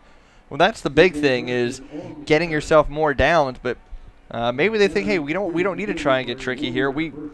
We're being successful now here in this half. Preston's shoe came off. They give him an official's timeout, which was nice of them to do there. We're going to take this time to hear from the Bridge Academy. The Bridge Academy and Community Center is located at 570 Olive Street in downtown Coatesville. Join us for weekly programs Monday through Thursday. The Bridge Academy's mission is to equip the youth and families with the tools necessary for academic achievement, life skills, creative expression, spiritual growth, and leadership.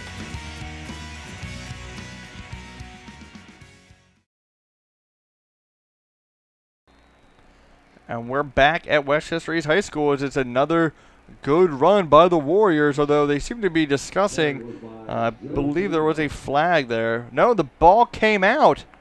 And it's a touchback. It's the rule where if the ball goes over the sideline in the end zone after it's fumbled by the offense, it's a touchback going to the other team. Does either offense want to take this lead? The defenses keep bailing out the offenses. Great momentum for the Warriors. And then just a costly turnover. It's a rule that I've learned to hate when I watch NFL in college. Well, I mean, it makes sense because what are you going to do? You're not going to give the ball back to them where they fumbled at. It's rewarding the defense for getting a hand in there or punishing the offense for not holding on to the ball. Either way, it's Viking football. A little bit of a high snap. Toss to Cooper. takes that ball only up to the 21. There was a very late flag come flying in there. Like we said, it's been getting sloppier as the game has gone on. You usually expect in rivalry games, if there's sloppy play, it's going to be early or it's going to be the whole game. But early in this game, it was sound football being played. Personal foul against East. Coach Guerrera, Coach Minton have to be thinking, guys, what are we doing out there? Got one team with 6 wins. Got the other team who's coming in, it's not the way that they've been going, but they've been expecting to play. But with 4 wins is the Vikings.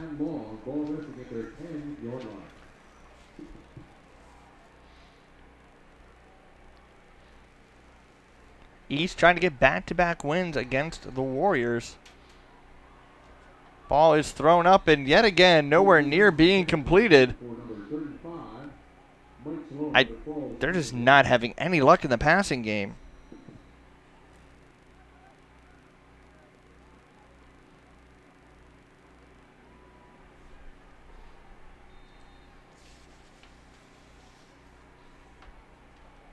Brings up a 3rd and 20.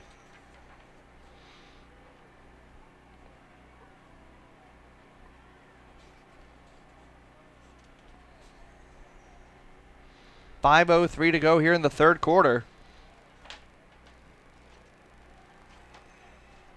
Ball is just lofted up, and it's intercepted. Intercepted by Machete, and he just lofted that ball up there, even though the coverage was there. I don't understand what we're saying. Well, in researching this game, there was a game a couple weeks ago where there was interception troubles by Thompson. Trying to find that game here in my research. Either way, he's been prone to turnovers this year.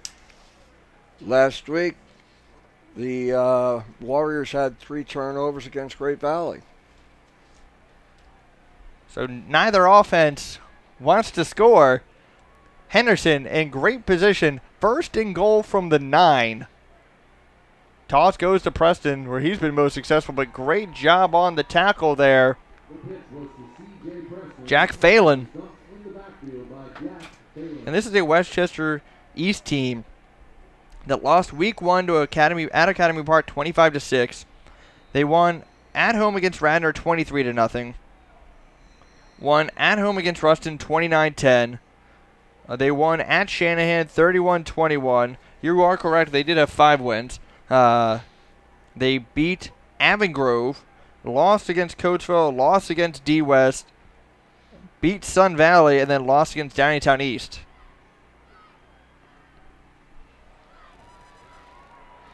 And the Viking defense again comes up with the big tackle. It's almost as though the better field position these teams are getting, the better the defense plays. Hey, the Philadelphia Eagles, when they had Jim Johnson, they were a big bend but not break defense.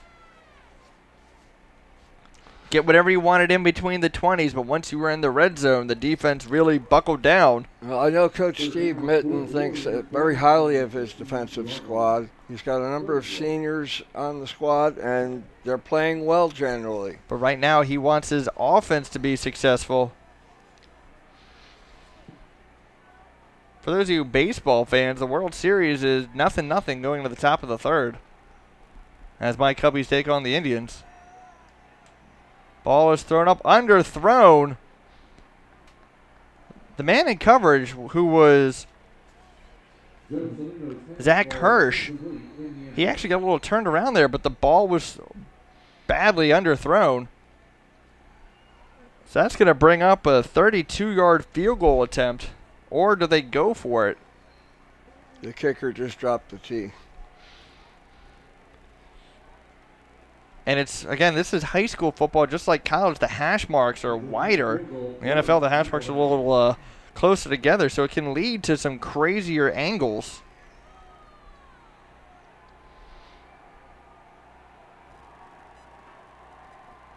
The kick is up. And it is good. Henderson takes the 10-7 lead off the 32-yard field goal. Great kick. Had a lot of distance on that one. So they finally respond and get points with great field position. Chester County Transmission is Chester County's auto repair pros for all your auto needs. That's right, Chester County Transmission pledges to all of their customers that they will repair your transmission using the most cost-effective repair methods available. It's not hard to see why they've been trusted to complete Chester County's auto repair needs since 1980. They're located at 2343 East Lincoln Highway in Coatesville and can be reached at 610-384-2879, or you can visit them on the internet at chestercountytransmissions.com and get a repair quote 24/7. That's Chester County Transmissions for all your auto repair needs. So McElhenney with the big boot. The Viking offense has been thinking, God, what are we doing? We were leading this game. Fair catch called for. I don't know why. He had plenty of room to run. The fair catch was called for by Michael Gray. I don't know if he was told to do that or what. Maybe they were afraid of having a fumble, but the offense is really struggling, so why are you not getting the best field position you can get? And there wasn't a Warrior near him when he called that. Barnabas Westchester is a group that exists to help people that are involved in some sort of career transition. Whether you're unemployed, underemployed, returning to the workplace after a long absence, or maybe just thinking about switching careers, they're here to help you. Barnabas Westchester meets in the community room of Providence Church, located at 430 Hannam Avenue in Westchester, every Monday morning from 6:30 to 7:30. All are welcome to attend. For more information, go to barnabaswc.org or info@barnabas.org is their email address. Cooper with the run. He's still going. He's fighting for every yard he can get. And you can see why he's had games with so many carries, because the passing game has just not been successful at all tonight. There have been some games where Thompson has had some success. He had 262 yards passing in their win against Shanahan. But it's been Cooper all night tonight. I mean, he's had games with 30 carries. That's mind-boggling for a kid this age. I wouldn't be surprised to hear him up well above 20 at this point.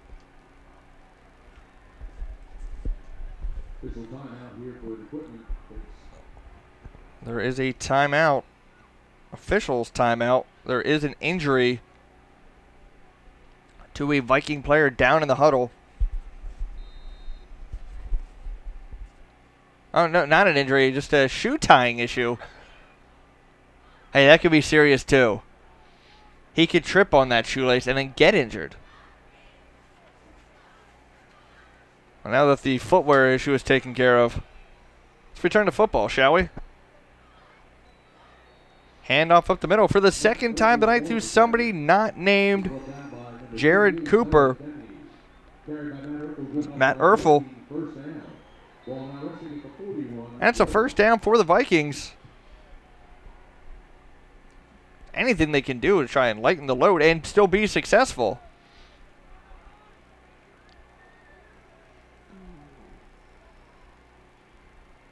My bet is it's going to the tight. No.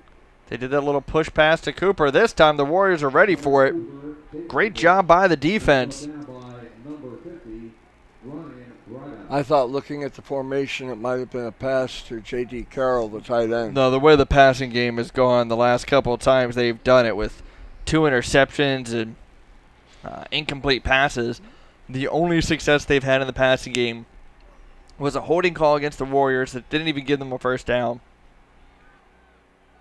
and an unsportsmanlike conduct penalty that was called against the Warriors. 2nd and 11, ball on the 40.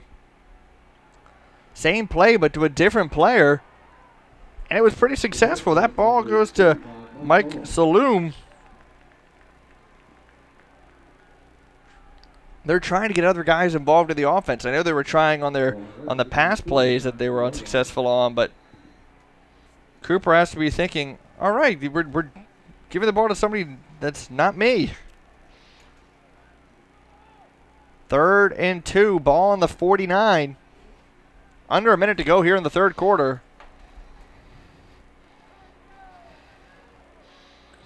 Cooper's got the first down. Jared Cooper in his He's pushed out of bounds. Keep the drive going for the Vikings. Ball now in Henderson territory at the 41-yard line. A little over 36 seconds to go in the third quarter. You're watching the 3CTV Live Chessmont Game of the Week on ChessmontFootball.com. I'm Mikey Dunn, joined by Mike Dunn. Mike, of course, you're a former teacher at Henderson, so you know this team quite well. Still work some of their games. There's a penalty on the play.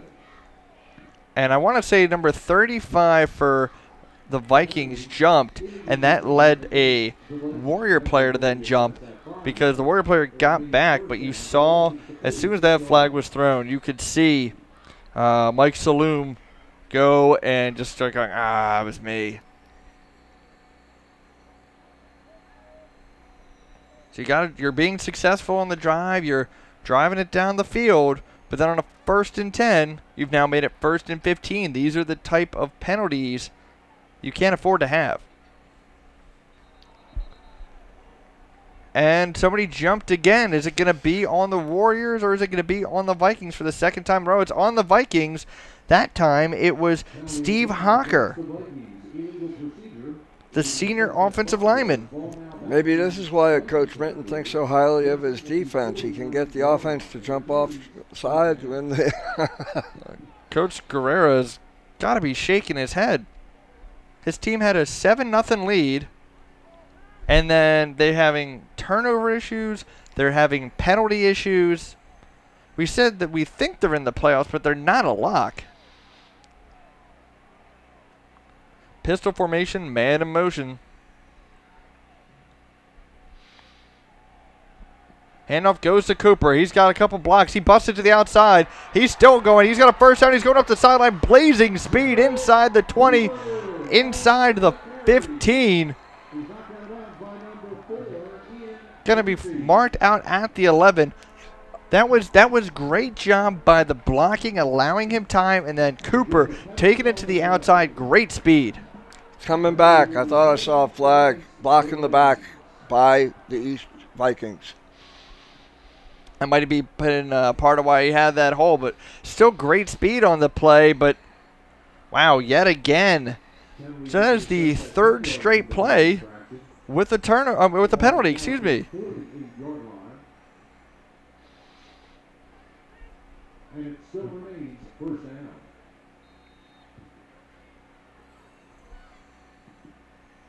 Guess there's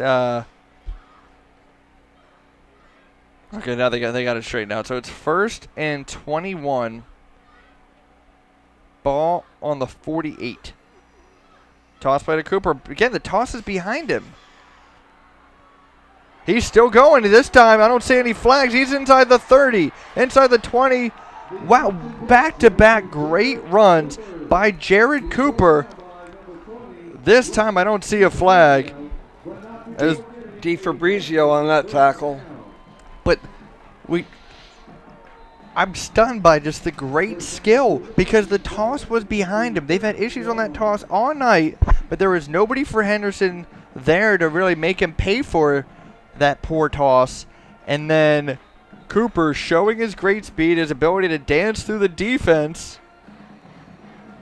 And now they actually have better field position, I believe, than they did. Oh, no, sorry, it was at the 11 before. So the ball is at the 13. That's going to do it for the third quarter. Henderson leads 10-7, but the Vikings are threatening. Folks, you're watching great football on ChessmontFootball.com tonight. Why not see a great live band tomorrow night at Beaver Creek Tavern? That's right, Beaver Creek Tavern, the best burgers in Chester County. They have live bands on Saturday nights. They also have the best burgers in Chester County, including that delicious bison burger you've always heard me talk about. Not a meat eater? Guess what? They got vegetarian options for you. They also got gluten-free options as well. Can call, book your own private event, or just go and enjoy a great ambiance. That's right. They're located at 1350 Bondsville Road in Downingtown. Go check out our friends at Beaver Creek Tavern.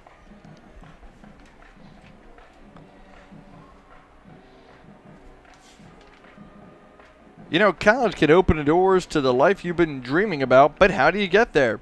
Well, college101.us has the tools to help you out, whether it's finding the school that's right for you, finding out how to apply to that school, or getting assistance with financial aid. They can help you out. They also have stories from current and former students on how to maximize your college experience. Go to college101.us for further information.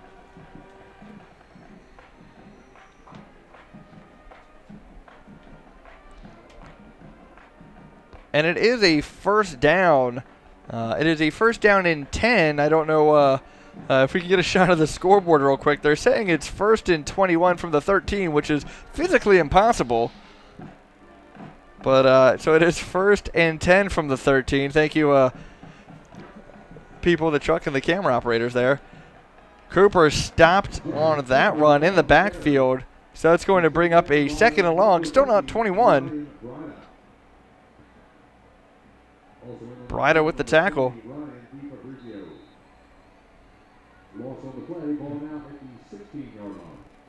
So it's 2nd and 13. Ball on the 16. Hey, we got the scoreboard fixed. All right. Pistol formation. Vikings need a field goal to tie, touchdown to take the lead, and they're attempting a pass, almost intercepted again. And they have a height advantage. That pass was intended for J.D. Carroll, who stands at 6'6". He's being covered by Nick Machete, who's 6 foot. They have a 6 foot advantage. You put that ball in the air to where only your man can get it, you're going to get a touchdown there. Instead, they throw it low enough where Machete's able to jump up and get a hand on the ball. You can see the frustration in J.D. Carroll. I mean, Carroll has to be beside himself. Toss play. Cooper takes it to the outside. Man, when he decides to turn on the Jets, I mean, he just blazes by the defense. But it's going to bring up a 4th down for the Vikings. Do they trust their kicker enough to try and tie it up? It looks like they got the offense still on the field. They're going to go for it. You know, this really surprises me. I would think that they would put the kicker in because this kicker's been doing such a bang-up job all game. And now they are bringing in the kicker. They were a little delayed in doing so. I don't know if Coach Guerrero was worried about the hash mark issue or what, but now Cooper's just coming off the field late, so they really took their time making that call.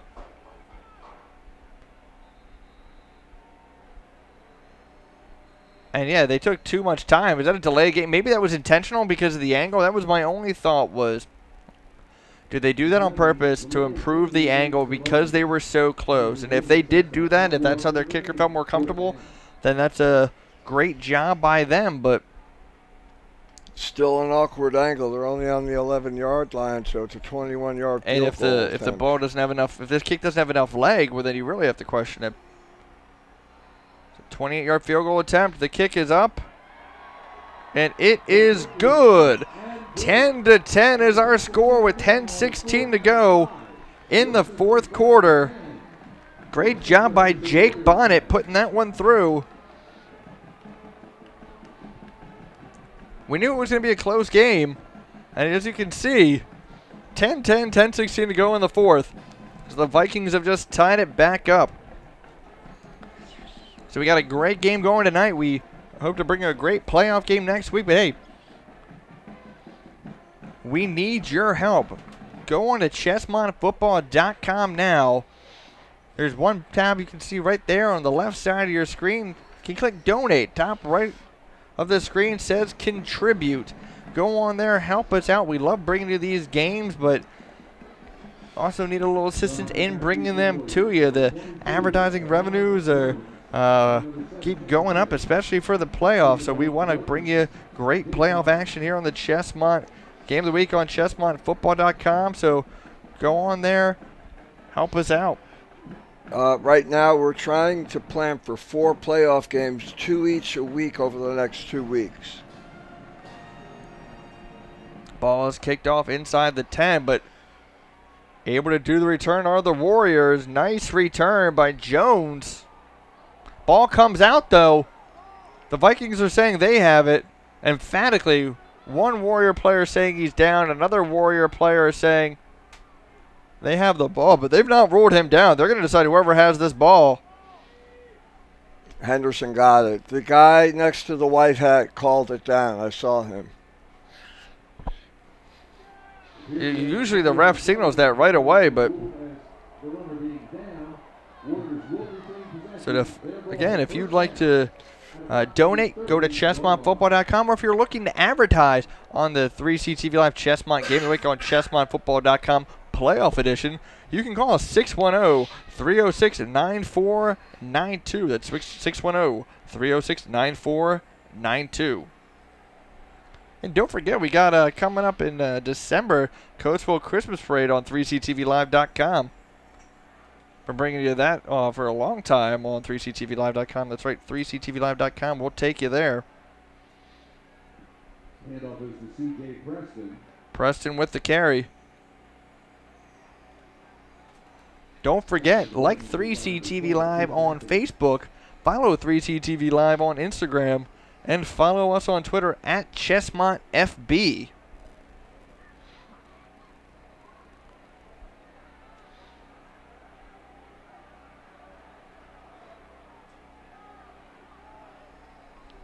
Second and 6, ball on the 33.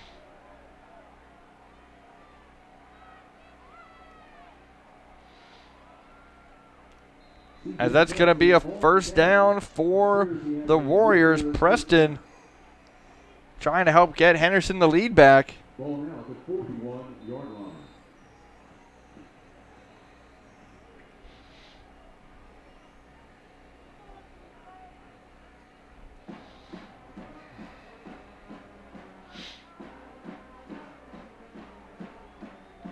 Ball on the 41.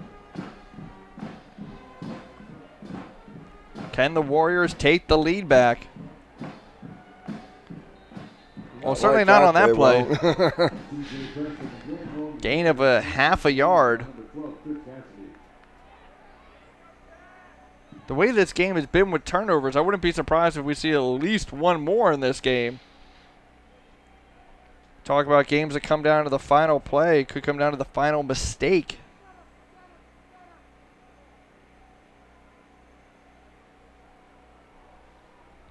Second and 9. So it's 0-0 going into the top of the fourth in the World Series. Preston with the carry again, but this Viking defense coming up strong. Going to bring up a 3rd and long. And the way the passing game has been going for both of these teams tonight, 3rd and long is not where you want to be. It's 3rd and 8. Ball on the 43.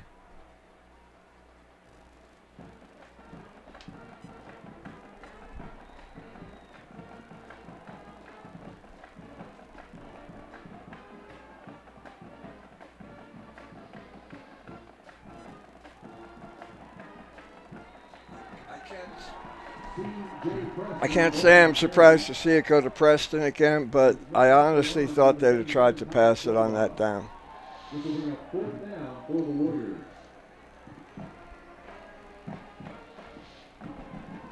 Yeah, Westchester East defense is doing what they need to do. They thought they had forced a turnover, but it was ruled to be the Warriors football. They went out there. They got the stop. They're getting the ball back with, by the time this ball is kicked, they get it's going to be under 7 minutes. Tie ball game. They just tied it their last possession. Punt is almost blocked. Instead, it's a booming kick. And then it's fumbled. Who's got the ball? I think Henderson does. Oh, wow. The kick is muffed.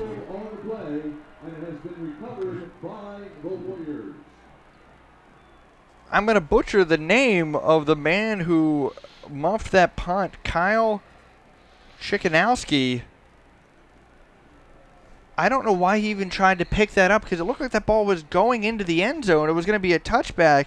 Instead, he tries to pick it up, is unsuccessful in doing so. Then when he tried to fall on it, instead the Warriors recover it. 1st and goal from the 4. We said we didn't think that was going to be the last turnover of the game. We thought we'd see at least one more.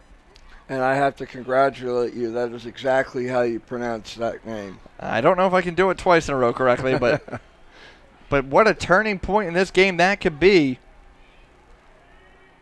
Expect to see Preston get the carry, or Machete. It does go to Preston. And waiting for the signal. They're going to mark him down at the 1. It's going to be 2nd and goal from more like the half-inch line. I know you get tired of hearing me say this, but this is where I like the quarterback sneak. And we've seen Salino do a couple quarterback sneaks tonight. Why take the time to try and do a handoff, let the defense, try and maybe get through the line of scrimmage? I like a quarterback keeper here. He just came in from the sideline with the play call, so let's see what happens. And the keeper.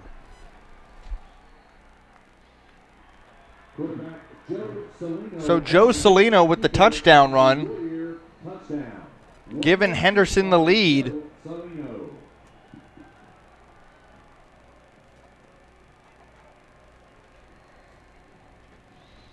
So they capitalize on the turnover, as I predicted with the quarterback sneak. Good job on that prediction.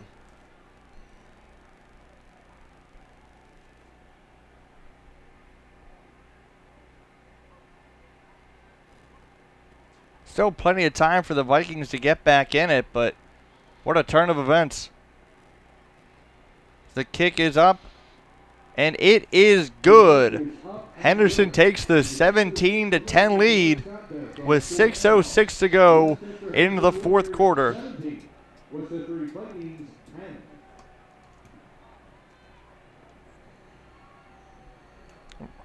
We're going to send it down to Sierra Horsey with the sideline interview. Scoreboard sponsors.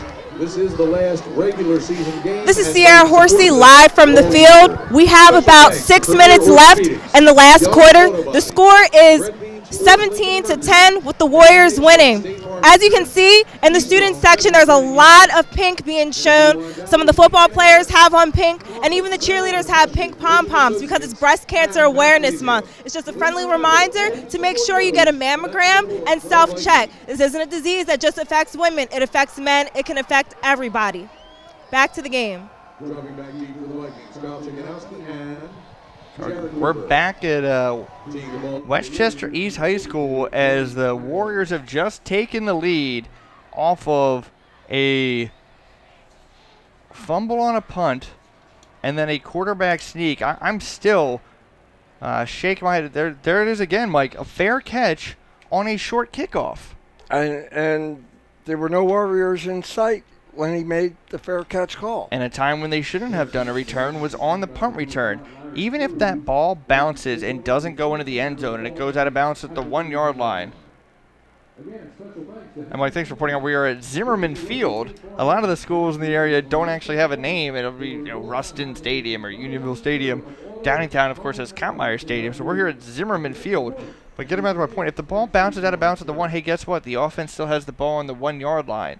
If you're trying to run and just pick up the ball, you can lead to a turnover, which is what happened. Run by Cooper up the middle. Nice gain there on 1st down. Tackle was by number 4, Ian Tracy.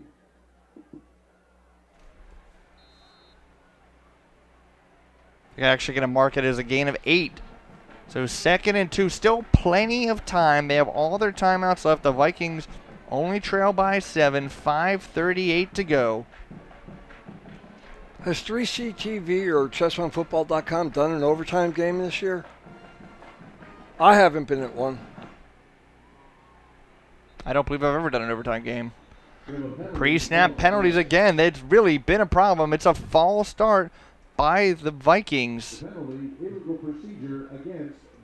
I really baffled by, I mean, I know it's a game. It's it's high school kids, so there's they are younger guys. You don't expect precision at all times, but just really surprised by the number of pre-snap penalties we've seen.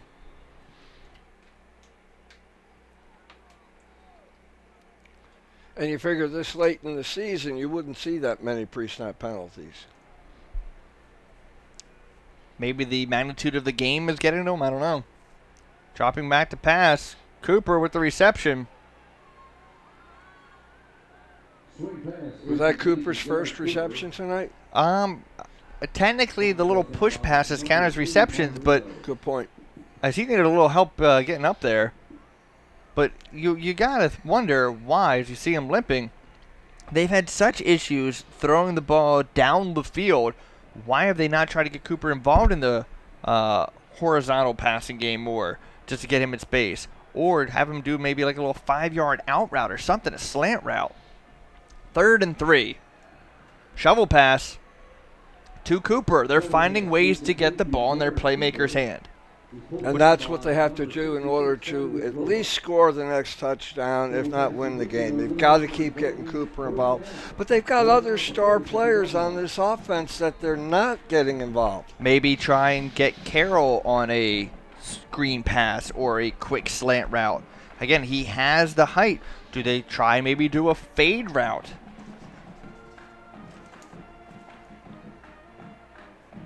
Man in motion. I'm expecting handoff to Cooper. A little issues on the snap again, but Cooper's got it. But he gains just 1 yard.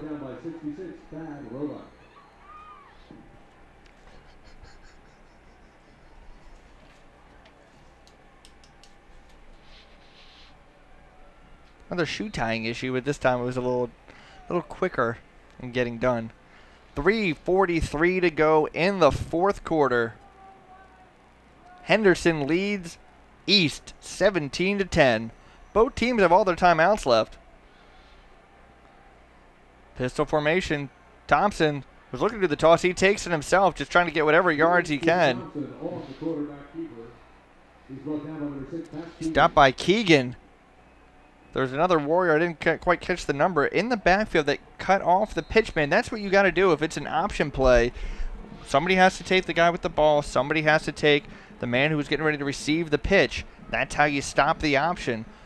Great execution there by the Warriors. It's 3rd and 8. We are passing the 3-minute mark in the 4th quarter.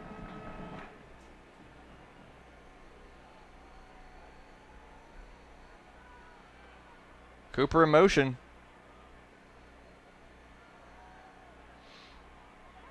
Pass is complete to Carroll.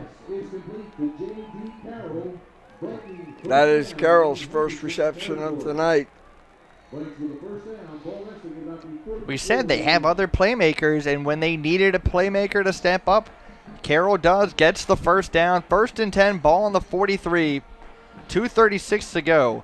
Westchester East had a crazy game against Downingtown West that saw a blocked kick return for a touchdown, saw a kick return for a touchdown, and in the 4th quarter of that game, Westchester East scored 19 points. Downingtown West scored 23. There's Cooper with a nice run. But that game ended with a 4th down from the 10-yard line, and Downingtown West got the game-winning touchdown pass as time expired. So Westchester East saw a loss late in the game. Can they try and tie it late in the game? Under 2 minutes right now. 2nd and 3, ball on the 36. Shovel pass to Cooper. The defense was there, but he was able to kind of try and dive forward there. But they actually said he lost a yard. I thought he was able to dive to get back to the line of scrimmage, but I guess his knee may have hit earlier than I anticipated. And we have a timeout here by someone. All of the people that participated in our discount book as our fundraiser. Please remember to support those that support the Vikings. The following businesses all contributed major discounts to the coupon book. Minute 35 to go. The Vikings have called their first timeout of the half. I want to thank you for watching this 3CTVLive.com presentation of the Chestmont Game of the Week on ChestmontFootball.com. The Viking. And a final reminder, the Chester County Sports Hall of Fame is in search of new active members. Mike, what do you do here? Do you give the ball to Cooper on a run? Do you try and get it to him in space, maybe on a little screen pass? Do you try and give it to Carroll? I think you want to give it to Carroll. Cooper is walking around very gingerly right now. I've been watching him the last few plays, and he's out of steam. And I think you got to get it to Carroll because he's the tallest guy on the team. He's going to catch something in space where Henderson can't defend it. Although we saw the play before, but just that happening. Well, it's obviously 4-down territory. Whatever they do, they don't want to do something that's going to take a long time to develop. So if they get, they don't want to allow a sack to happen. What would you call? Handoff does go to Cooper. He lowers his head. And what's interesting is the ref on the far side of the field has the ball clearly as a first down. The ref on the near side actually has him a half a yard further back. I want to see which spot they go with because the ref closest to the Viking sideline had it as not being enough for a first down, but it is a penalty, a legal procedure on the Vikings. What a costly flag, as I thought they had enough for the first down there. I didn't see the flag thrown because it was thrown in the backfield by the white hat. It was such a far back flag. Coachville continues their winning ways, beating Ruston 41-13. That offense is amazing with the Young brothers and Ortega. Great pressure up the middle by the Warriors. It gets completed to Cooper, but huge tackle on the play by Breida. No gain on that. Excellent job by the Henderson defensive coordinator dialing up the blitz there. They are right in the face of Thompson. He was able to get the pass off, but the rest of the defense was where they needed to be. You have Breida making the big hit. This is 4th and 8. This play is for all the bananas. You gotta. This is their last chance. All the bananas. I've heard them before. It was very potassium rich in that comment. Would you like me to say something like all the onions? And Shanahan just destroying Avongrove this evening. That's a very strong Shanahan team. As the clock is running under a minute, 4th and 8 Viking football. Pass is incomplete.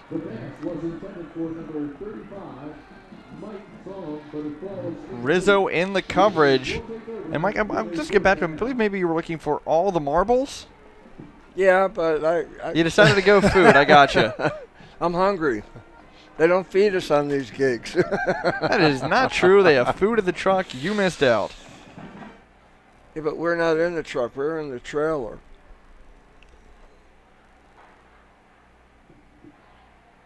First and 10, Warriors with the football. They lead by 7. 50 seconds to go, and they are in victory formation. They are ready to be, as I dubbed it on Twitter, Kings of Westchester. They go for the Westchester sweep. They beat Ruston earlier this season. They are less than a minute away from beating the Vikings. Again, Westchester East won last year, but before that, East hadn't won since 2006. So the Warriors, we already said they were securely in the playoffs. Westchester East, we think they're in. Don't know for sure. I don't think they're in with 5 wins, even though the new classification system's in play here. They got to see what happens in the other games. Yes. But they got to be disappointed with the fact that they came out, they had a 7-0 lead. And that was basically it. After that penalty on the punt return, that was the game right there. That was huge. The Warriors, they stuck with it. The defense kept playing tough. The offense made just a handful of big plays, but it was enough. Salino takes the knee. We asked Coach Mitten what he thought it would be to get the sweep, and he said it would be great to have those bragging rights. He said that's usually Ruston that does that. As we've seen, it has been a down year for Ruston, but still, Henderson's not going to complain. No, Henderson's in 7 wins, 3 losses. They're definitely in the playoffs. In fact, Mitten was saying that he thought that this would give them a home playoff game for the first time in many years. So the Vikings are out of timeouts. Warriors are going to take another knee here, as there's a flag on the play. But then the clock ran even though there was a penalty. Pre-snap penalty. They got to put about 0.8 of a second back on the clock. What was he thinking doing that?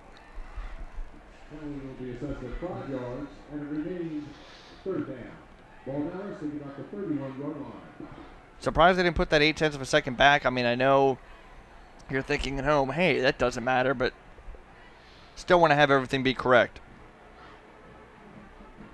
And then they didn't even start the clock there. That was to make up for the 0.8 of a second. No, well, now they have it as 43 minutes. As I don't know what's been going on with this scoreboard tonight, but Henderson intentionally waited a couple seconds to take the knee, as the clock is running now, but they intentionally waited to take the knee to allow more time to come off the clock so they would not have to run another play, because they should have to run another play here. I think they still might not have had enough time for that, but that's very questionable scoreboard operating there.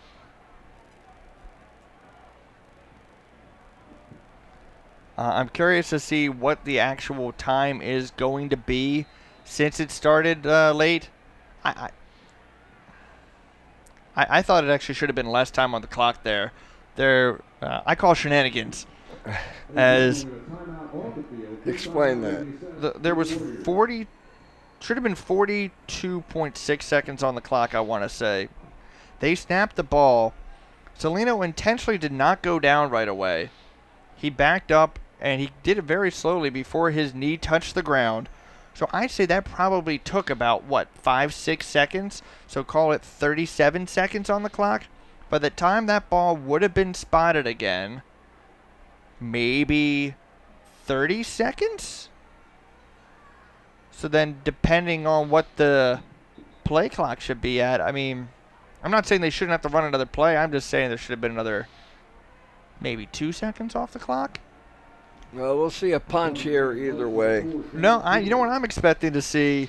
Possibly what we saw in the Avon Grove Octorara again. Do they go for the intentional safety? Give up the 2 points. He runs to the back of the end zone. He waits for a Viking player to get there. That happened in the Coatesville Downingtown game, too. Downingtown 2 West. seconds, 1 second. That's the game. He goes down. The Warriors are victorious, 17-10 over the Vikings. They are the kings of Westchester. They get the Westchester sweep, defeating Ruston and Westchester East. As they do a little quick celebration, they go to line up to shake hands with the Vikings, and they're going to do even more celebrating. Big win for the Warriors. They trailed 7-0, but the defense kept them in it. And then C.J. Preston did a great job busting out a couple big runs. And Mike, again, you taught at Henderson. You know what the Warriors mean to their alumni. So they definitely got to be happy with what they saw tonight and what they've seen with this Warrior team this season. This season's been phenomenal. There was a 3-game losing streak and a 3-game winning streak. This makes 4 now on the winning streak. And I think that the alumni expected to go into the postseason with a win to start off. And they may be in Westchester for the first game. And if you're Westchester East, you got to be a little disappointed that you had the lead. You should have been up by 2 scores, but you had a careless penalty.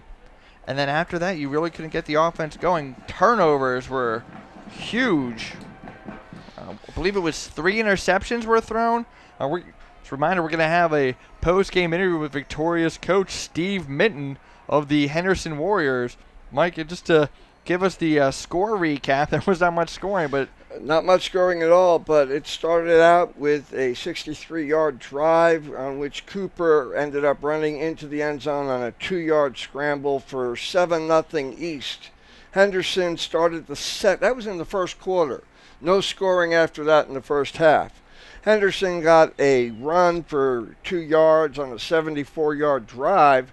Number 25, C.J. Preston, made it 7-7. Henderson got a field goal a couple of plays later, 21-yard field goal by McElhenney, 10-7 Henderson. Then East came back with a field goal of their own, 19 Bonnet, and it made it 10-10. Finally, Henderson scored on a 1-yard quarterback keeper by Joe Salino, to make it 17-10, and that was our final score for the evening. Mike, I'd have to say, see if you agree with me, but I would have to say your player of the game is C.J. Preston. I know the defense had a lot of guys step up, but we can either go player of the game is Preston or the entire Warrior defense, really. I have to give it to the defense tonight. I really do, because they kept them in the game through the entirety. They hunkered down when it was needed, and it was just a phenomenal show toward the force, so to speak. And from what I'm reading online, it looks like the Vikings are still going to eke out a playoff spot, but the Warriors definitely are, and we are thinking more than likely a home playoff game. Well, Sunday night is the seeding for the entire District 1, and we should know come Monday morning who the Warriors are going to play next Friday or Saturday. And we'll be taking you to the playoffs next weekend on 3CTVLive.com's Chessmont Game of the Week on ChessmontFootball.com. I was really surprised to see the sloppiness in that second half. It was strong defensive play, but a lot of balls thrown that were poorly thrown. Quite interesting fumbles, just poor ball security. And the fair catches? I guess they were not sure if they wanted to, risk getting a turnover. But we're getting ready to send it down to Sarah Horsey with Coach Minton for the post-game victorious coach interview. So again, your players of the game, and actually the entire Henderson defense.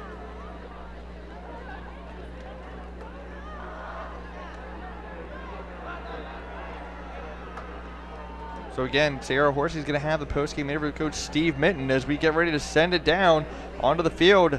Take it away, Sierra. We're here live on the field. It's the end of the game. The Warriors just beat the Vikings 17-10. Right now we're with the winning coach, Coach Steve Minton. Coach, as a result of tonight's game, you just bested the other Westchester teams. What does this victory mean to your team? It's outstanding. I can't speak enough about the way our kids came back and battled tonight. We got just enough offense, played outstanding defense and outstanding special teams, and like I've said for a long time, that's been a recipe for success around here. Winning the Westchester Championship is something that is very sweet. That is an excellent East football team over there. I want to say hi to everybody, hi to my family, hi to Jolene, everybody out there watching, and congratulations to these young men. So what will you do to prepare for the playoffs? I don't know yet. How about letting me enjoy this win right now? We won't find out till Sunday. We know we're going to be at home, and we'll just let the chips fall where they may and see who we get, and hopefully we can get a few in the playoffs. Well, good luck, Coach. Thank you for talking with us. This is Sierra Horsey with ChessmontFootball.com, as produced by 3CTVLive.com. Remember to like us on Facebook and follow us on Instagram at 3CTV Live. We'll take you there. And again, that was Coach Steve Minton, obviously very happy his team was able to get the win. He's saying he wants to get to enjoy the victory. We'll let him do that. But as you said, they're going to find out who they're playing very shortly, and it's going to be right back to the field. I got to say one thing. I've never seen Steve Minton so elated, so happy over a win. Hey, this is a Warrior team that we've said was not expecting to have the best of season. But, hey, guess what? They're probably about to have a home playoff game. As you said, they It's sweet to get the victory, but especially sweet when they are the kings of Westchester, pulling off the wins over the Golden Knights and the Vikings. So again, this has been 3CTVLive.com's Chessmont Game of the Week on ChessmontFootball.com. For Mike Dunn, I'm Mikey Dunn. Thanks for tuning in, and hey, make sure you tune in next week for playoff action on ChessmontFootball.com. Good night, folks.